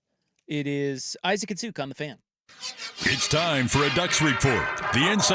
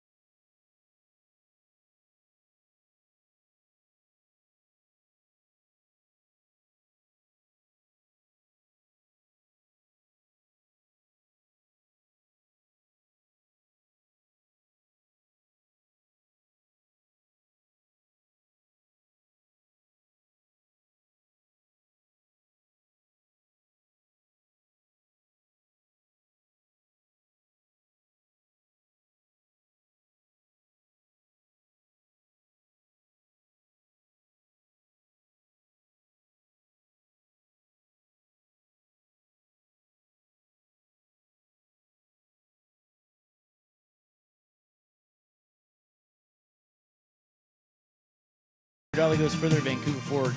They treat you right before, during, and after the sale. VancouverFord.com. Somebody said they're convinced there's a former stripper in the Pickles mascot uniform. That from Joey. Well, they did have a stripper night at the game, and Dylan T. Pickle wore a Borat bikini, and he was working it, or she. I don't know who's in there, but the mascot's pretty big, so I don't think it's a gal, but I don't know. Maybe we don't know. Isn't that the fun of it? Yeah, I don't want to know who Dylan is. No, they can shake it though. Is there one Dylan? Is there multiple Dylans? Good question. Don't know. Because we do know there's one Blaze, right? It's just there's one. I think that's right. Yeah, there's one Blaze. And there was one real San Diego chicken. Yes, but I know a lot of the ones like at different schools and stuff, like they'll have different versions of the duck. And my buddy was one of the 6 versions of the duck that Oregon had. I think that the football and men's basketball duck tends to be the same. That's the one with the most acts and antics and things like that. But my buddy did it for like track and field and women's hoops. I guess there's an art to that, right? I mean, I don't know. What do you need to be good at to be a mascot? I don't know. You just got to have make kids feel good. Well, maybe there's an element of showmanship, and you got to do some push-ups. Even though the Ducks push-ups, we've talked about it. They're a little, they're not the most impressive things in the world. Yeah, but like if you're hiring a mascot, or somebody to be in the mascot uniform, what are you looking for? Well, it depends. Like some mascots, you have to be able to do flips and tricks and things like that. I just want fun. Yeah, the duck just has to have fun. Just be fun. Yeah. It's a personality thing. It's just a feel. It's like pornography. You don't know how to define it, but you know what it is when you see it. Especially classic Euro porn. You know what's up. Gets the crowd excited. Someone else said there's a hole in the sky where a Douglas fir once stood. Somebody's making money. That thing is just Unwelcome sight in the neighborhood. A developer is being greedy. There's a hole in the sky where a tree once stood. What else do I have here? I would love to have sat in. Such a lack of life and sound. All that's left is bare, muddy ground. The Blazers should add Pennywise the clown as a mascot. Seriously. To hang with Doug Fir. Like, I would love to sit in the meeting, like the PR meeting with the Blazers when they concocted Doug Fir. And what sort of empty suits were like, great idea, boss. This is awesome. The people are going to love it. Same people that came up with that stupid duck that hatched all those years ago at Otson. You just called some people out. I will. I mean, dead serious. Whoever was in that meeting, you know as well as I that was a terrible idea. And yet one idiot at the top was like, this is what we're doing. And the rest of you didn't have the balls to say that it was a terrible idea. Well, it sounds like you need to go find out what really went down with the creation of Douglas Fir. Maybe Todd will tell me. He'll give me he'll give me the lowdown. He'd be one source I'd go to. Or is Casey Holdahl to be like, all right, I know you know. Whose dumb idea was Douglas Fir? Maybe it was Holdall's idea. He's like, sorry about that. Look, you can't win them all. You can't win them all. Sometimes, you shoot your shot. Yeah. And sometimes it goes in. We've all had terrible ideas. Sometimes it doesn't. Yeah. It's like when you make fashion choices. You ever do that? You buy something, like you order it online. You're like, oh, this is going to be great. And then you put it on. You're like, ooh. Yeah. We've all done that. Yeah, we've all done that. You know, maybe you decided you were going to be leather jacket guy. And then you put it on. You're like, no. I had one once. I sold it. Yeah, how'd that go? Exactly. I mean, I liked it, but it just wasn't a thing. Like, I just couldn't pull it off. Yeah, it's tough. Yeah. But good for you for admitting that you're not leather jacket guy. I tried it. Yeah. It was very heavy. I didn't like that. Well, it is leather. Well, I didn't like that. Yeah. Which I'm always impressed when someone like shows up and they just become like, how do you become like duster guy? Like that, you want to talk about like a Bulls. That's like the Douglas Fir equivalent of being a fashion, like the fashion equivalent. You just out of nowhere, you're like, hey, you know what I'm going to wear every day? A duster. You're like, what? Are you in the Australian outback? No, I live in Vancouver, Washington, but I'm going to wear a duster. And then that dude commits to wearing a duster like every day, no matter what the temperature. That blows me away. Sometimes in the morning, I don't know if he's still there. He may have graduated. But I live over by Mountain View High School, and there's a kid, and he looks exactly like the kid that you would think wears a duster. But that dude, no matter what the temperature, I see that guy walking to school all the time. And whether it's 6 degrees or 90 degrees, my man is in that duster. And every time I see him, I'm like, God, right on brand. And I'd love to ask that kid, when did you decide to be duster kid? When did you decide to be the most weird kid I think it's at school? Well, see, that's the thing is I don't think the duster guy, that they are that guy. That is a lifestyle. Like You either are or you aren't. Yeah. You don't just choose. To be you can't Duster. choose that. We had a Duster guy here at the station. We did. Yeah. Yeah. I remember Devin. Yep, Devin, and he was nice guy, but he was Duster guy. He was Duster guy. And I was always too afraid to ask him about the Duster because Duster guy is kind of intimidating. Well, there was a little on tilt about him. Yeah, It's right? like don't push him too far. Exactly. You don't want to know what might happen. And I think that's the beauty of being Duster guy is it gives you a little Seem mildly unstable. A little bit. You know, like in nature. Trying but failing. Yeah. In nature, there's certain warning signs. Like snakes or reptiles will have like red on them, or they have like feathers that stick up, and it's like a warning sign that maybe it's poisonous. Just it's that Mother Nature's way of saying, hey, don't mess with that. I kind of feel like the Duster is the human version of like red stripes on a reptile. It just lets everyone else know. Maybe not this one. Maybe go to the next one. And I think Duster guy loves that. Yeah. I think he enjoys making people uncomfortable.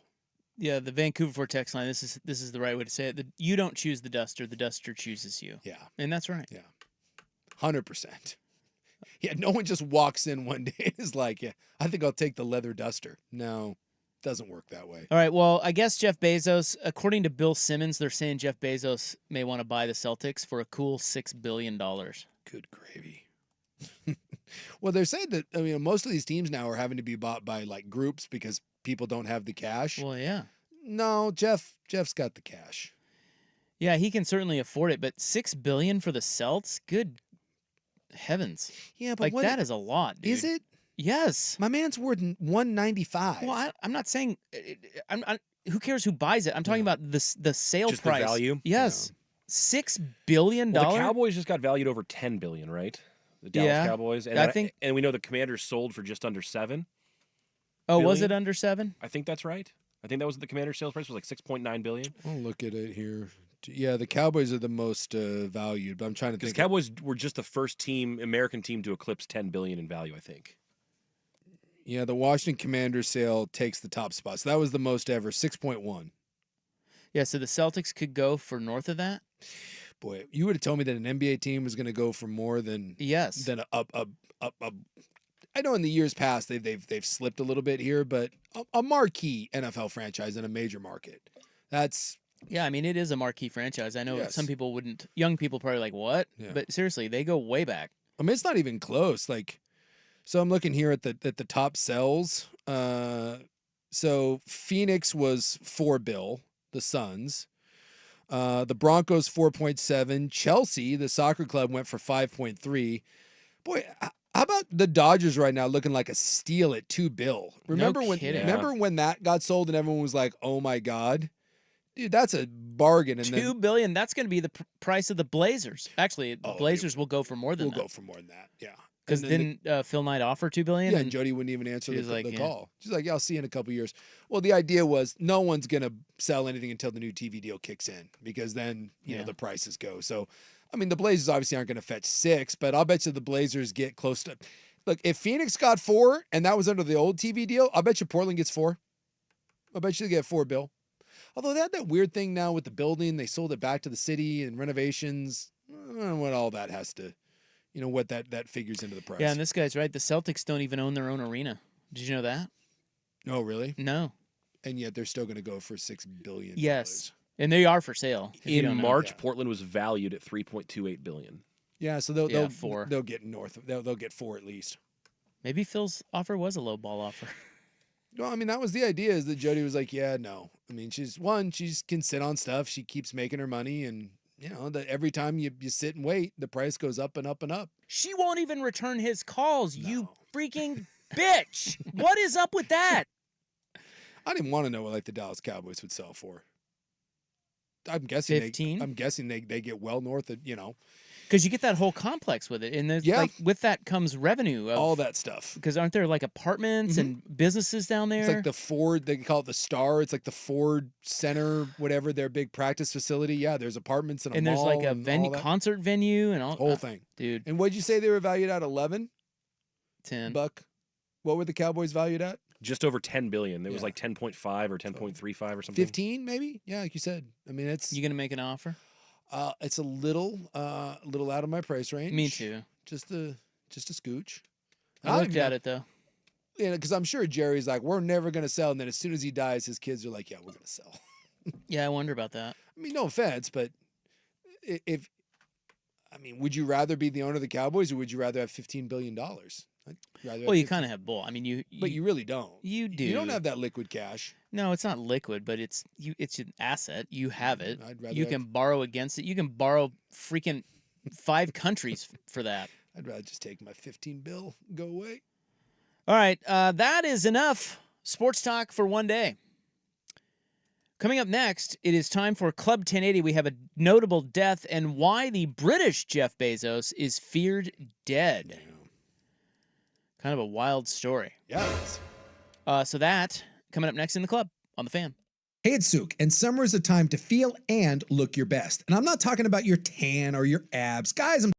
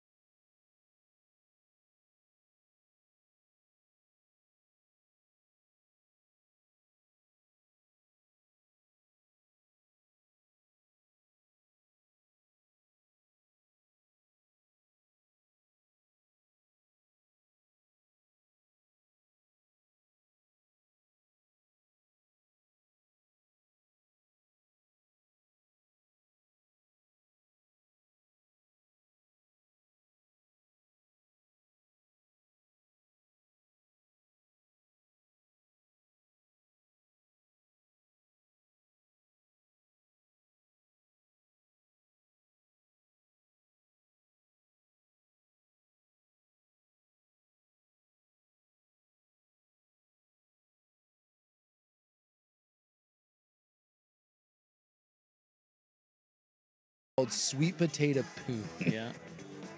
It's And kind then of one of those like exercises that proves old people can say whatever they want and get away with it. Like what? And no one, like we just went with it, like sweet potato poon. Well, you know what's also awkward in that clip, underrated in that clip, is the woman at the end saying, "When Mama says." Yeah. So it's like a sweet potato pie, except without the crust. Why is it called sweet potato poon? Because that's what my mother told us it And was. when Mommy says that's what it's called, And so that's there what you it's go. called. There it is. That's just someone like Al. You know what poon means, right? Oh, you know that old dirty perv knows what poon means. Like, come on, Al. Like, what are we doing here? Sweet potato poon. That is like something that you tell your mom, and your mom has no idea what it means, and then she goes along with it, and then tells other people that's what it is, and you make fun of her. No mom just like, I'm making myself some sweet potato poon today. Like, what, Ma? Good Lord, it's like something my mom would say. Just Without, like very innocently. Yeah, would have no idea. By the way, the Mets and O's are tied now. Oh, for God's sakes. David Peterson just gave up back-to-back dingers. Oh no. He's having a nice year for us. Not anymore. Well, we don't have a whole lot going right now, so it's no good. Freaking Orioles. Although I do kind of like the O's. If I had to pick someone to win the World Series besides the Mets, which isn't going to happen, It'd be the Royals. I could get behind the Orioles. Well, I love me some Kansas City Royals. How many teams does Isachi have? You have Royals, you have Padres, you have Orioles. Yeah. Do you have more? Are there any other good teams? No, the Royals and Padres are my teams. I really like Baltimore because of Adley. Oh, Rays were your team for a while. Our Rays. Our Rays. Well, that was because I thought maybe there was a chance, an outside chance they could come here. Yeah. So we were claiming them, but that ship has sailed and they're out. I'm out on them. Your Astros, your A's. No, not my. Don't you lump me with the Astros. Your Giants, your White Sox. Those cheating ass Astros. They can. Your Mariners. Yeah, I don't like them either. As a matter of fact, I find them pathetic. Well, they kind of are. Are you out of your mind? Well, he was born in 1935, guys. It was a nice run. Was a good run. But haven't seen him in forever. The great Phil Donahue has passed at the age of 88. Even though he looked 88 when he was probably 52. Well, I feel like he looked 52 all the time. Yeah. Like we never saw him older or younger. No. He was, but now you look at pictures, because he died, there's a bunch of pictures of him. Young Phil Donahue, like I don't remember that. That was a little before my time. Yeah. So I just remember daytime talk show Phil Donahue, and he was was 52-year-old Phil Donahue. You know who has this going on? Jeff Austin. Our boss? Yeah. Jeff does not age. He looks exactly the same. He'll be that way. We'll run into Jeff Austin when he's like 81, and he'll be like, "Did you age?" He just always looks. Steve Martin has a little bit of this. You just look the same. Keith Richards. It feels like, especially, I think of Jeff Austin and Steve Martin, the people who go gray or go white very early, but then keep themselves in good health. Yeah. Yes. They seem to stay the same age for 30 years. Correct. It has something to do with the white hair, early white because hair. then you look older earlier because of that, and then and then you don't really age. No. Physically, not as much besides the hair. Yeah. No, as long as you don't go all bloated fish, you just kind of stay the same. And then like Keith Richards was always like wrinkly and looked like he was gonna die like in 1972, and here we are in 2024, and it's exactly the same. There's kind of a beauty to that strategy. You look terrible for like 39, but you look great at 74. You're like, yeah, way to go, Keith. Did you ever watch the Donahue Show? Mm-hmm. I did watch the Donahue Show. That was always one, like growing up, my mom liked she loved the midday talk shows. And so I got those all. I remember Phil Donahue. We had Sally Jesse Raphael. Yeah. Who's the other one that we had? Ricky Lake. Yeah, Ricky Lake. There was one other one. Oprah. Jenny Jones was another one. Yeah. I used to watch all those. Like when you would stay home from school and like you were sick, you'd get The Price is Right. Yeah. And then The Price is Right would give way to like the Days of Our Lives sort of things. And then as it got closer to like 2 o'clock, we got the daytime talk shows that would come on. And I absolutely remember Phil Donahue. That was one of those, that was a staple in our house. Yeah, Oprah said that she would have not had the Oprah Winfrey Show were it not for Phil.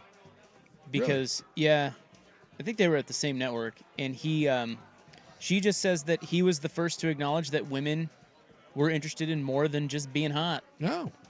And he knew Oprah was smart. And interesting. Because now we're kind of going back to now just every girl just wants to be hot and make money. By well, being it's the hot. easier route for It is- sure. it is the easier. If you're hot. It is the easier route. Yeah, but that guy, then like Phil Donahue was always like on TV Guide and Reader's Digest, and he always had like that stern look about him. I always thought Phil looked like he could be like a TV preacher as well. Yeah, he did have the. He had the. He just sort of had that look about him, like he is going. If you have done something wrong, he's going to find it. Yes. And call you out to the world. Yes, that was the greatness. Great journalist. You know, his show was good because. So if you don't know, he was the king of daytime talk. Yes. He had a talk show, and the really what I remember from watching Donahue, because of course he would tackle some pretty heavy subjects. Yeah, it was not all like it No. wasn't the Jerry Springer. No, Remember- he was a real journalist. And there was like Morton Downey Jr. came along. That was different because those guys were like trash TV, whereas Yes. Phil actually thought of himself as a. It was a good show. Yeah. It's everything Dr. Phil thinks he can be. I like that. Is Phil. Phil was the real deal. Yeah. But what I remember about his show was he would it was the first show, I think, to go in. He would go into the audience and let the audience ask questions Yeah, of whoever he had his panel there. Yep, he was one of the first. And I always thought that was cool. Yeah. Because he'd run around, he'd grab the mic and he'd run over to old Maud who wanted to. You should give whoever their 2 cents on the thing, and then Yeah. the crowd would cheer or jeer the person on stage. He was just really he was a command. He could command that whole room, and pull that out. That's not that easy. No. To do interviews and Phil was a pioneer, man. He was great. So he died. He was sick for a long time. His family said. And I remember he did one that he got a bunch of kudos on. He was one of the first guys to do the Catholic Church for the sex abuse stuff. Yeah.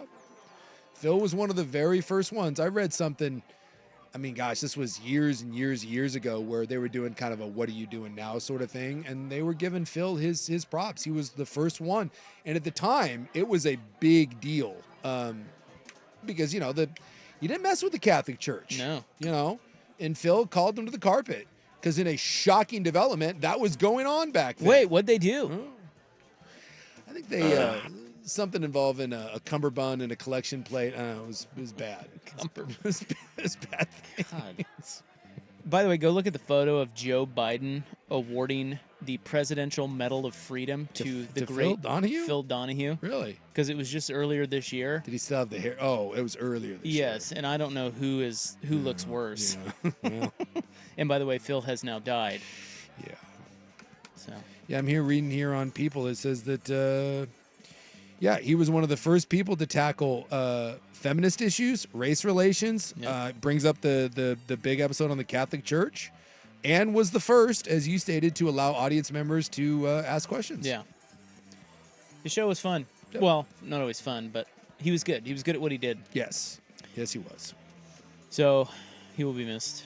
The great Phil Although Donahue. we haven't thought about him for years. No, it's been a long. Isn't that weird how long time. You got a guy and you're like, that guy's great, and then you don't see or hear anything about him for years and years and years and years, and then he dies, and you're like, that guy's great. Yeah. And then you don't think about him again. Well, you think about for someone like that, you earned your flowers, you made your money, and then you kind of slip away and. Yeah, he never really did much of anything after his show. I actually prefer it that way. Like totally. It's like Johnny Carson. Yeah, remember when Larry King was hanging around? He was hawking like Centrum silver, and oh yeah, that's like I find that stuff to be sad. Like I'd rather, I mean, you do what you want, but like I think there's a beauty in gracefully bowing out and being like, hey man, I had my time and thanks for coming, and I'll be over here, as opposed to that weird kind of pathetic attempt.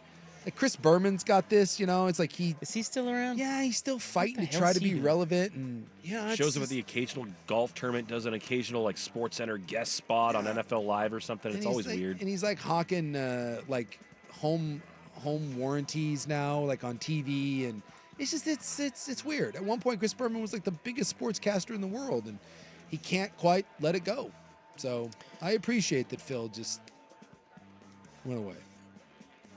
Yeah, somebody said if I'm not, he says if memory serves correct, didn't Phil bring on 2 Live Crew and all the white folks in the audience were just I flabbergasted? watched that clip this morning. I'd never Yes. seen it. It was circulating Twitter. It was incredible. All the white people reactions Yes. to the gyrating group that was on stage. Yeah, that was fantastic. He had him on to talk about obscenities. censorship. And censorship. And it was a really good discussion. It But But they were performing and dancing too, and that shocked the audience. his audience was just not having it. Isn't it weird? Because now you look at where we're at and you think about all the, like I try to tell my kids this sometimes, and then you just hear the old guy. It's like, back in the day, we wore an onion on our belt because it was the style, and it was, you just sound like an old fart. But it's weird to explain to kids like the idea of the parental advisory explicit sticker label that came out on albums. And they're like, what? I'm like, yeah, it was a big deal. You'd head into like Sam Goody or like Tower Records, and they wouldn't let you buy a CD. And they're like, you're kidding me. I'm like, no, it had the parental advisory sticker on it. So we would have to like wait outside the record store and try to get an adult to buy us the 2 Live Crew. Or Ice-T had an Ice-T, the cop killer. Uh-huh. There was that one. Like we had to literally tried to get adults to buy you tapes, and then there was always that one kid that had the tape, and that was the coolest kid in school, and they're like, oh my god, you're so old. Well, and then the parental advisory became like an anti-authority symbol. Like people, like skateboarders, are wearing T-shirts with it and stuff. Didn't and it was we like all you have leaned the in. parental advisory T-shirt? Yeah. I know I did, and I thought I was cool. Some fat kid in the Husky Teen section buying the parental advisory T-shirt, and I thought I was badass. You're like, it's like the 6th grade. What the hell did I know? We forgot Montel Williams. He was a big daytime I talk do show remember guy. Montel, yeah. Wendy Williams. I think those came a little later. Later, yeah. Yeah, those were later. They Phil weren't, was they what? weren't the OGs. Phil was the OG. Phil was indeed the OG. Rachel Ray's been on. I think she's still on, isn't she? She's still on? Anytime I hear Wendy Williams, I think of the infamous burp fart. Do you remember that? No. I do kind of. When Yeah. she burped and then like tried to oops herself and she farted on that. I have it right here. Well, let's dig Just in. a matter of time. She's not lonely. I apologize. That's amazing. Oh my god. Just a matter of time. She's not lonely. I apologize.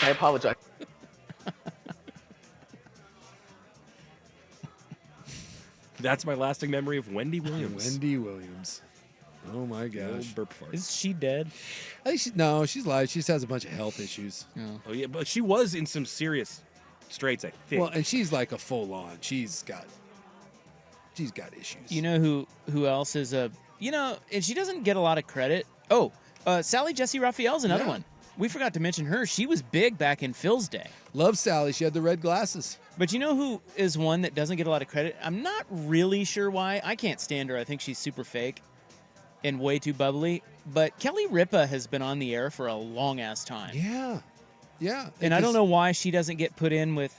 Well, because she was it wasn't, she took over for Kathy Lee. Like, And Kathy Lee was, Yeah. I mean, she was good. Yeah. Regis and Kathy Lee. And, That was a big deal. That was a big deal. And then it was Regis and Kelly. And now I think it's Kelly and her husband. Yeah, sure. Her husband's on there. And he's just there because I think Kelly's like, just shut up and look pretty. Kelly runs that show. Yeah, she's been a big deal for a long time. Well, I'm telling you, man, those daytime that's a great gig. That is, and Ellen. Then Ellen came along. Ellen. And whatever. Why is what's going on with her? She got canceled. Turns out she was a real. She was bitch. awful to people. Yeah, I guess everyone right. hated her. And now she can't even get a job. I don't think she's. I think she's just rich now. No one wants her to. I think she's actually doing a stand-up tour right now. Oh, really? Yeah. And then people, will not remember this, but at one point she also was a enormous figure on TV, and I'm not being sarcastic. Rosie O'Donnell's show was huge. Yeah, she was big. That was like a big deal. Rosie, before she kind of went all militant, and remember she like attacked Tom Selleck and got all angry. Yeah, I feel like she's crazy. She was a big deal. The Rosie O'Donnell show was enormous, kind of like Ellen, but a lot of times when you give people enough rope like that, they kind of hang themselves. I think you get a little big for your britches. And don't forget about Geraldo. Yeah. And Geraldo was weird because Geraldo went from serious journalist to absolute putz. Yeah. And then tried to go back to being a serious journalist and is now kind of like a weird shill for Fox News and strange. He was sending D. Yeah. He was sending D pics to people. It is true that he has an interesting career arc because he was very serious. Yeah. And then he was a total joke. Yeah, he would do. And He would do like the lesbian Nazi Yeah. hookers, you know. But he's kind of got it back. Yeah. Like he's I don't know how he did that. But It's a hell of a career arc. Yeah, he rode the roller coaster. Because now he goes on and talks about like serious like news stuff, kinda. the Al Capone's Vault episode. Yeah. Wait, somebody out here is saying that Montel Jordan, or yeah, not Montel Jordan, Montel. This is how we do. He dated it. Kamala Harris back in the 90s? Get right the hell out of town. That's what the Vancouver Ford text line says. We're going to have to go to the interwebs to find out. Boy, way to go. I guess that's way to go. Which one? Okay, here's Time Magazine has this. It's a fact check. Harris is, let's see. Completely false. Completely false. Yeah. Disappointing. Oh, wait. Wait, hold on. No, that's the wrong. I see a photo of them together. Yeah, sorry. That wasn't the right thread.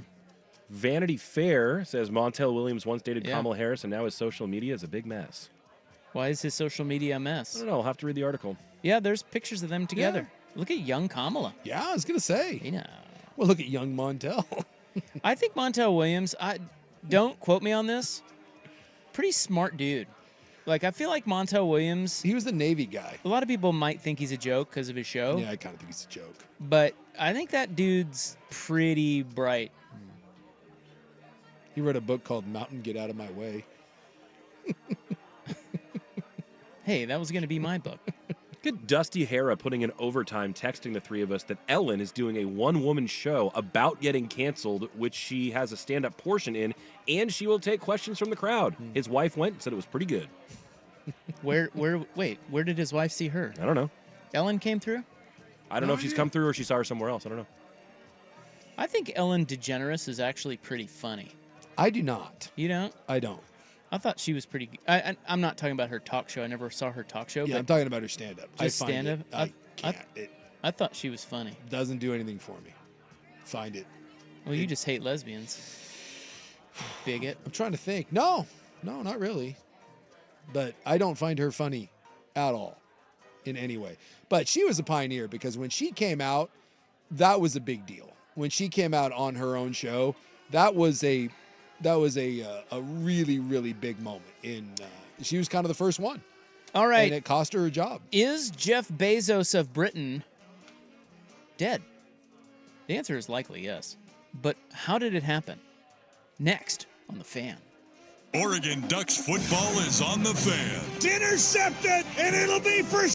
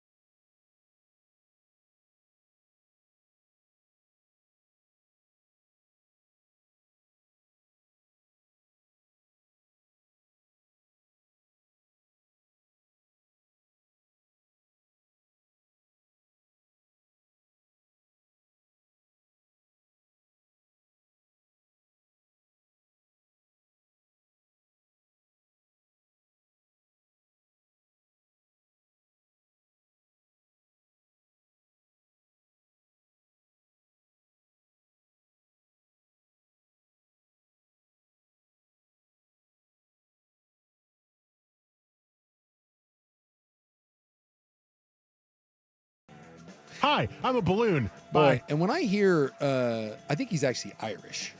Who? The Mike Lynch. This guy. Well, they're calling him British. Well, Brexit. I think he's technically, I think he's from Ireland. Either way, my point is when I saw him, this is going to be very judgmental and it makes me feel like an ass. Yeah, he was born in Ireland. So, I mean, I guess you could say he is British because it's, it's part of the United Kingdom, but Does this matter? He's Irish. I was a little shocked when I saw him. I thought. Why? I don't know. Because he's fat? Well, when I heard that he was like the British Jeff Bezos, I was kind of thinking he'd be like, like Jeff Bezos. Yeah, kind of put together and sharp looking. Ripped. He's just kind of he looks like that big ass from Shark Tank. Yeah. Kevin O'Leary. Oh, the Mr. Wonderful guy? He just looks mean. Like if you told me that guy was that guy's a billionaire, he just seems like a cartoonish, angry, evil billionaire. He is kind of straight out of the. He's just kind of straight out of the central casting. Yeah. His teeth are messed up. Yeah. Yeah, so he kind of looks like just Kevin O'Leary, but with bad teeth. You would think that you're worth several billions of dollars, you'd get the chompers fixed, but. Well, he sold his tech firm to Hewlett Packard for $11 billion. Yeah. But apparently he'd been having some legal issues for the last 10 to 15 years. He was on trial in San Francisco for fraud, but was acquitted. He's had quite a life. Anyway, his name is Mike Lynch, and he was out on his yacht out off of the coast of Sicily, the island of Sicily, when the boat got hit by a tornado. Yeah. Who knew? And by it the way, sank. who knew there were tornadoes out just in the middle of the water? I know. Yeah. Killed one of the 22 people on board. Are those called typhoons generally, or is a typhoon different than a water tornado? Well, wouldn't they call it a typhoon if it were a typhoon? Guess. I just They're thought calling it a tornado here. Okay. I don't know. But he's missing. Yeah. And there are there's 2 Americans and then 3 other Britons who are missing as well. A water tornado is also known as a water spout. So I think a typhoon is a hurricane. I think a typhoon is another word for a hurricane. Is a typhoon a tornado? Tropical cyclones that originate in the east, mostly over the western Pacific and northern Indian Ocean, are called typhoons. A tornado is different altogether. It's a funnel cloud that forms from a storm over land. So water spout, if you're looking at a water tornado, you could call it a water spout. Either way, it's not good when you end up in one. And let me just say this, when you go missing at sea, when your yacht was sunk by a water spout, again, I don't think you're just magically okay. Oh, he's alive, man. He's going to pop up. Although, here's my thing. When I read about the lawsuit, my first thought was, oh, he totally staged this. It's possible. You got $11 billion, right? But you're wanted for fraud. There's some speculation around you. And all you do is you get on your yacht and you tell your guy, hey, man, I want you to head right towards that thing. And they're like, what? And they're like, just shut up and head that way. Meanwhile, you've got a little escape hatch. You've got a little submarine, whatever. Your boat goes down. You disappear. Next thing you know, you get on Ozempic, you fix your teeth, you get a toupee, and now you're living that. You're like Batman at this point, just living somewhere overseas, having a grand old time, and everyone thinks you're dead. I love You just got to keep living, man. Livin. Look, I've said it many a time. If I had enough money, I would have no problem faking my death. I actually think it's kind of fun. Just gonna start all over, especially if you got some problems. No one knows who you are. You just disappear and be whoever you want. Guy pops up in Argentina, Miguel Sanchez doing his own thing. I'm going to go to that lake. That's more likely than him bouncing out of this water and being alive. Well, how hard would it be if you did that and you're rich and famous, like Bezos? Be pretty tough. How hard would it be to go incognito? I don't think you could do that unless you just stayed on your, you're like Richard Branson, you live on an island and you never leave it. Well, here's my thing though. I don't think it's as hard as you think it is. The key is you either got to get real fat or get real skinny. So if you're Bezos, if Bezos put on 30 pounds and grew out his hair and like a beard and just lived in some remote part of the world, no one would know it was Jeff Bezos. Like, have you seen Art Briles lately? No. Take a look at Art Briles. Doesn't he have long hair now? Yeah. You're telling me like that John Voight in Heat. Look at Art Briles, when he was doing whatever the hell he was doing at Baylor versus now. That doesn't look like Art Briles. In any way. And now imagine Art Briles. Now, if you wanted to go a step further, what if that right there, he looks like Mick Fleetwood, by the way. And he didn't lose, he didn't gain a bunch of weight. He didn't gain a bunch of weight. Ooh, good call on Fleetwood. That's what I'm saying. If Art gained like 30 pounds to go along with the this new look he has. That's right. You would never know. Art disappears and never to be seen from again. So this Mike Lynch bro, he's kind of a fat butt.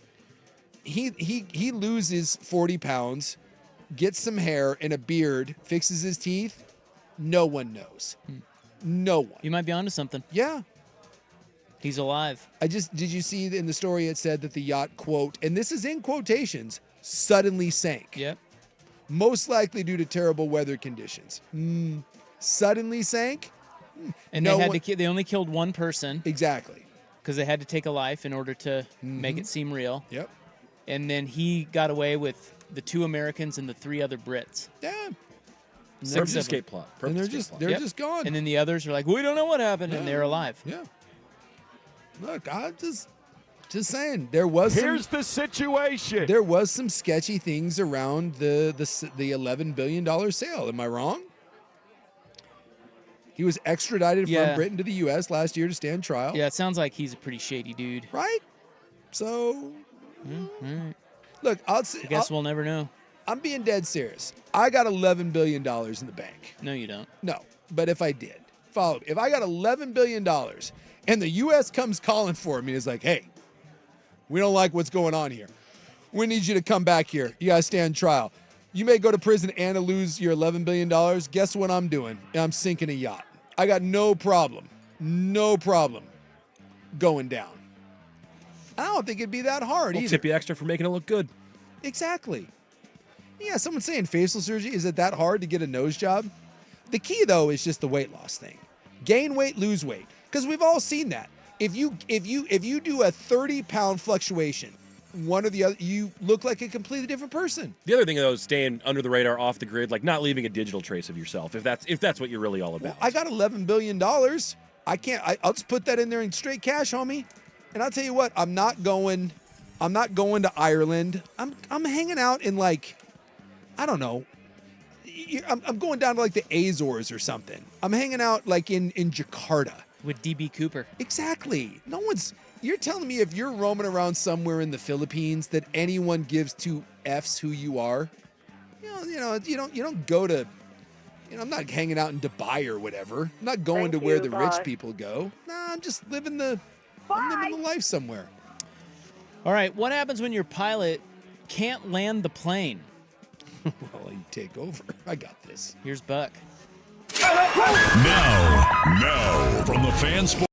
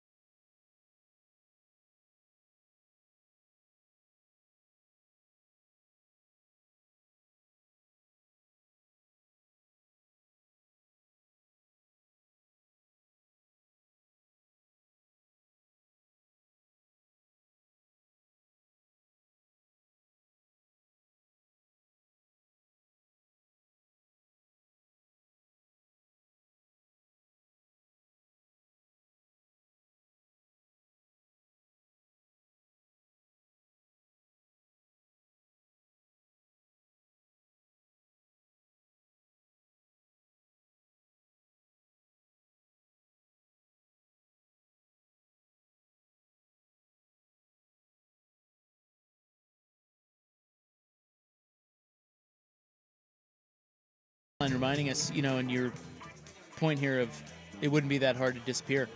Whitey Bulger was hiding in plain sight. Yeah. Wasn't he down in L.A.? It's like Venice Beach, somewhere in California.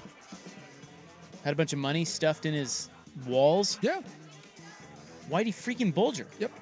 Well, Jennifer Grey is another good one. Who's that? Jennifer Grey was the gal from Dirty Dancing. She was in Ferris Bueller's Day Off. She was in Wolverines. She was a huge actress in the 80s. The moment you Google her, you'll be like, I recognize her. Yeah, look at her nose job. You would never know it's Jennifer Grey.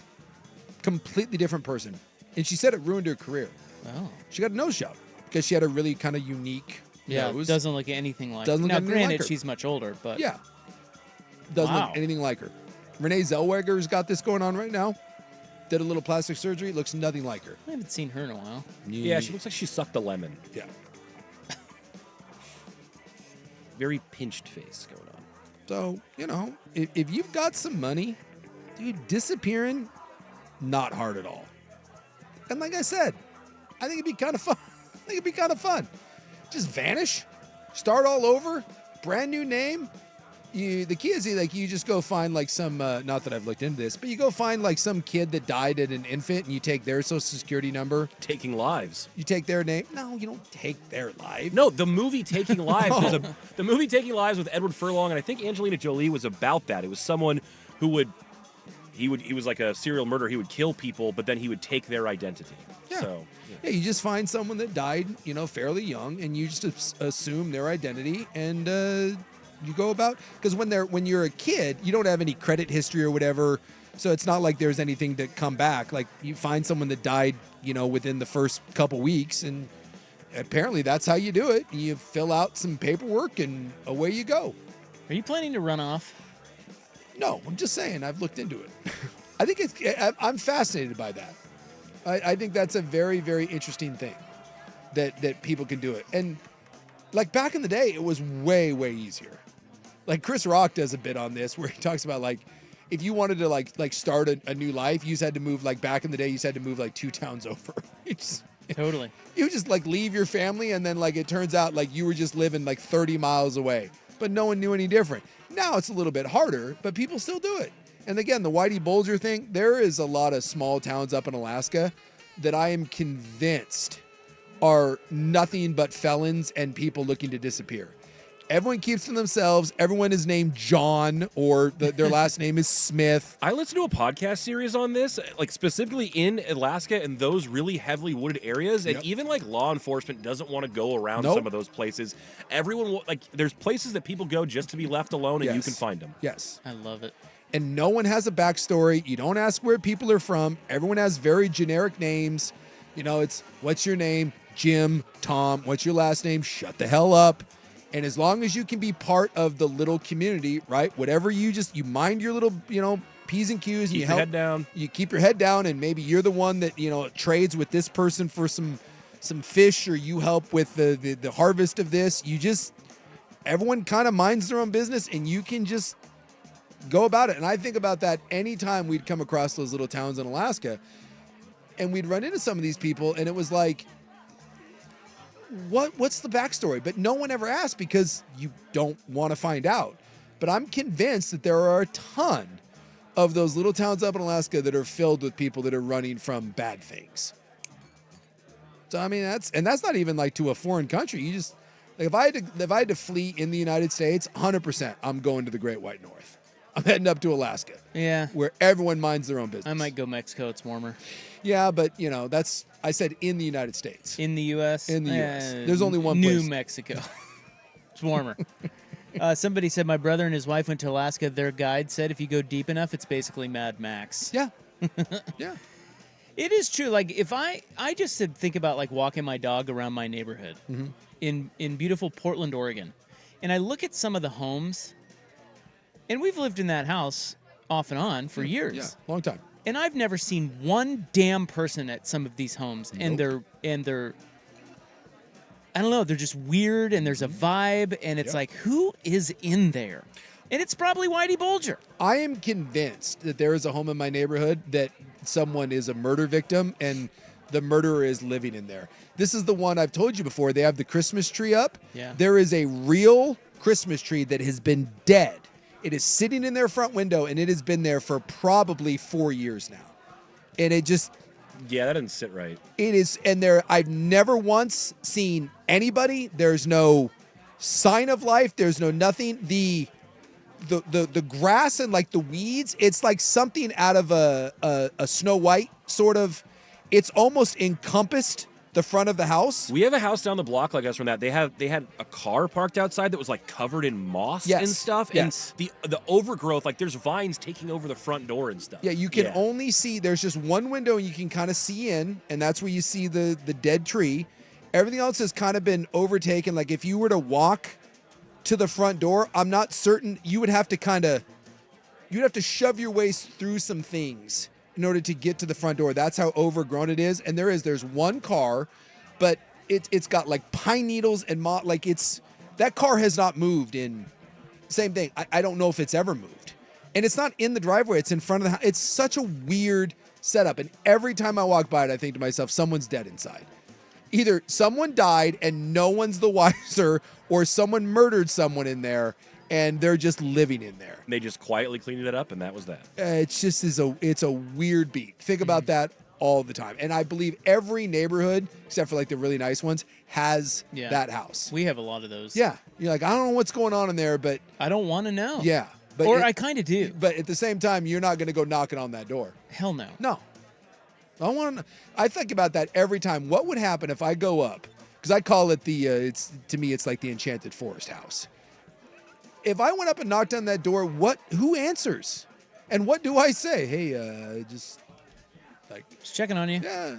Could I do hey, I'm your neighbor down the street, and I was wondering if you want me to... Do you have any pickles I could borrow? What do you say? It's nothing. But I am fascinated to know who would answer the door. Well, Probably nobody, but... Yeah, but there's a few houses like that in our neighborhood that I know there's somebody there. Yeah. There's cars. You know, they come and go. I don't know. It's just... Are you equally freaked out by the houses that are pretty well kept and well maintained, and you never see someone go in and out? Because we have one of those too, that nothing looks amiss, but I never see a body in or out. Why is it that we never see anybody? Like, would we be stunned at how low key people can be? Like, I don't even see anyone leave the garage. Like, I never see a human, but the house looks like it's well ship kept. shape. Yeah. Yeah. That's interesting. I just assume that those people hire people to take care of their yard, so you never see them out front. And I don't know, maybe they just... Well, why don't you see them? They work different hours. I don't know. Because I feel like I'm out and about all the time in the neighborhood. Me too. Like I'm always walking the dog. And I'm a looker. I'm peeping. I'm a peeper. Yeah. I check out. I survey. That's right. The So say we all of situation. us. 100%. I've got every house pegged, whether I'm right or wrong. 100%. I got a story for every There's house. a profile. Absolutely. Yeah. Absolutely. I'm that guy on the news when something goes wrong. I'm going to be the first one to be like, all right, let me tell you I've known that for 7 years, officer. Yeah, I saw that coming. I knew it all along. Yeah, 100%. But then there's others where it's like, how could this person never show their face? Yeah, there's definitely those. I definitely have those homes. But they don't weird me out. The ones that are well kept, I don't know. Those don't weird me out. But I just have more curiosity, I guess.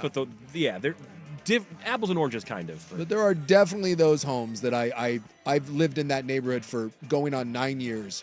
And 100%, I've never seen a sign of life. Not a car. The 4-year nothing. Christmas tree is really something. It's the damnedest thing. It is so fascinating to me what's going on in that house. And I think about taking photos of it, but I'm also kind of a little nervous.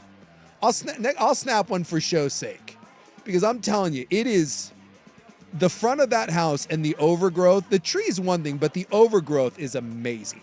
Absolutely amazing to look at it. And that everything has moss on it, which means nothing's moved.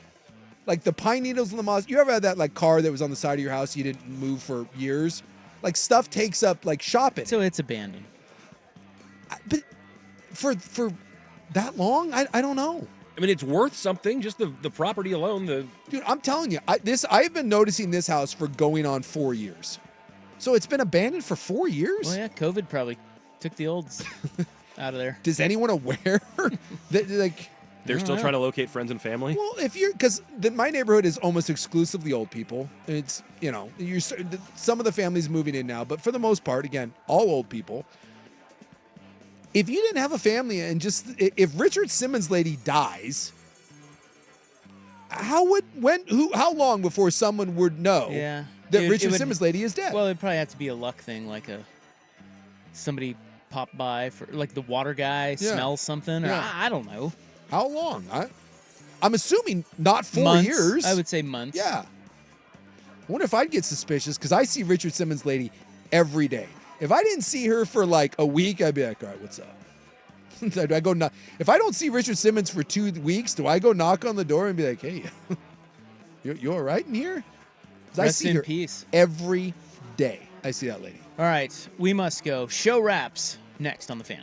A home for the Beavs and Cougs? For Oregon State and Washington State looking for some sort of lifeline and really not getting anything. This is even the first rumor from someone who has been correct a bunch that there is an entity, ESPN, that is fighting for you.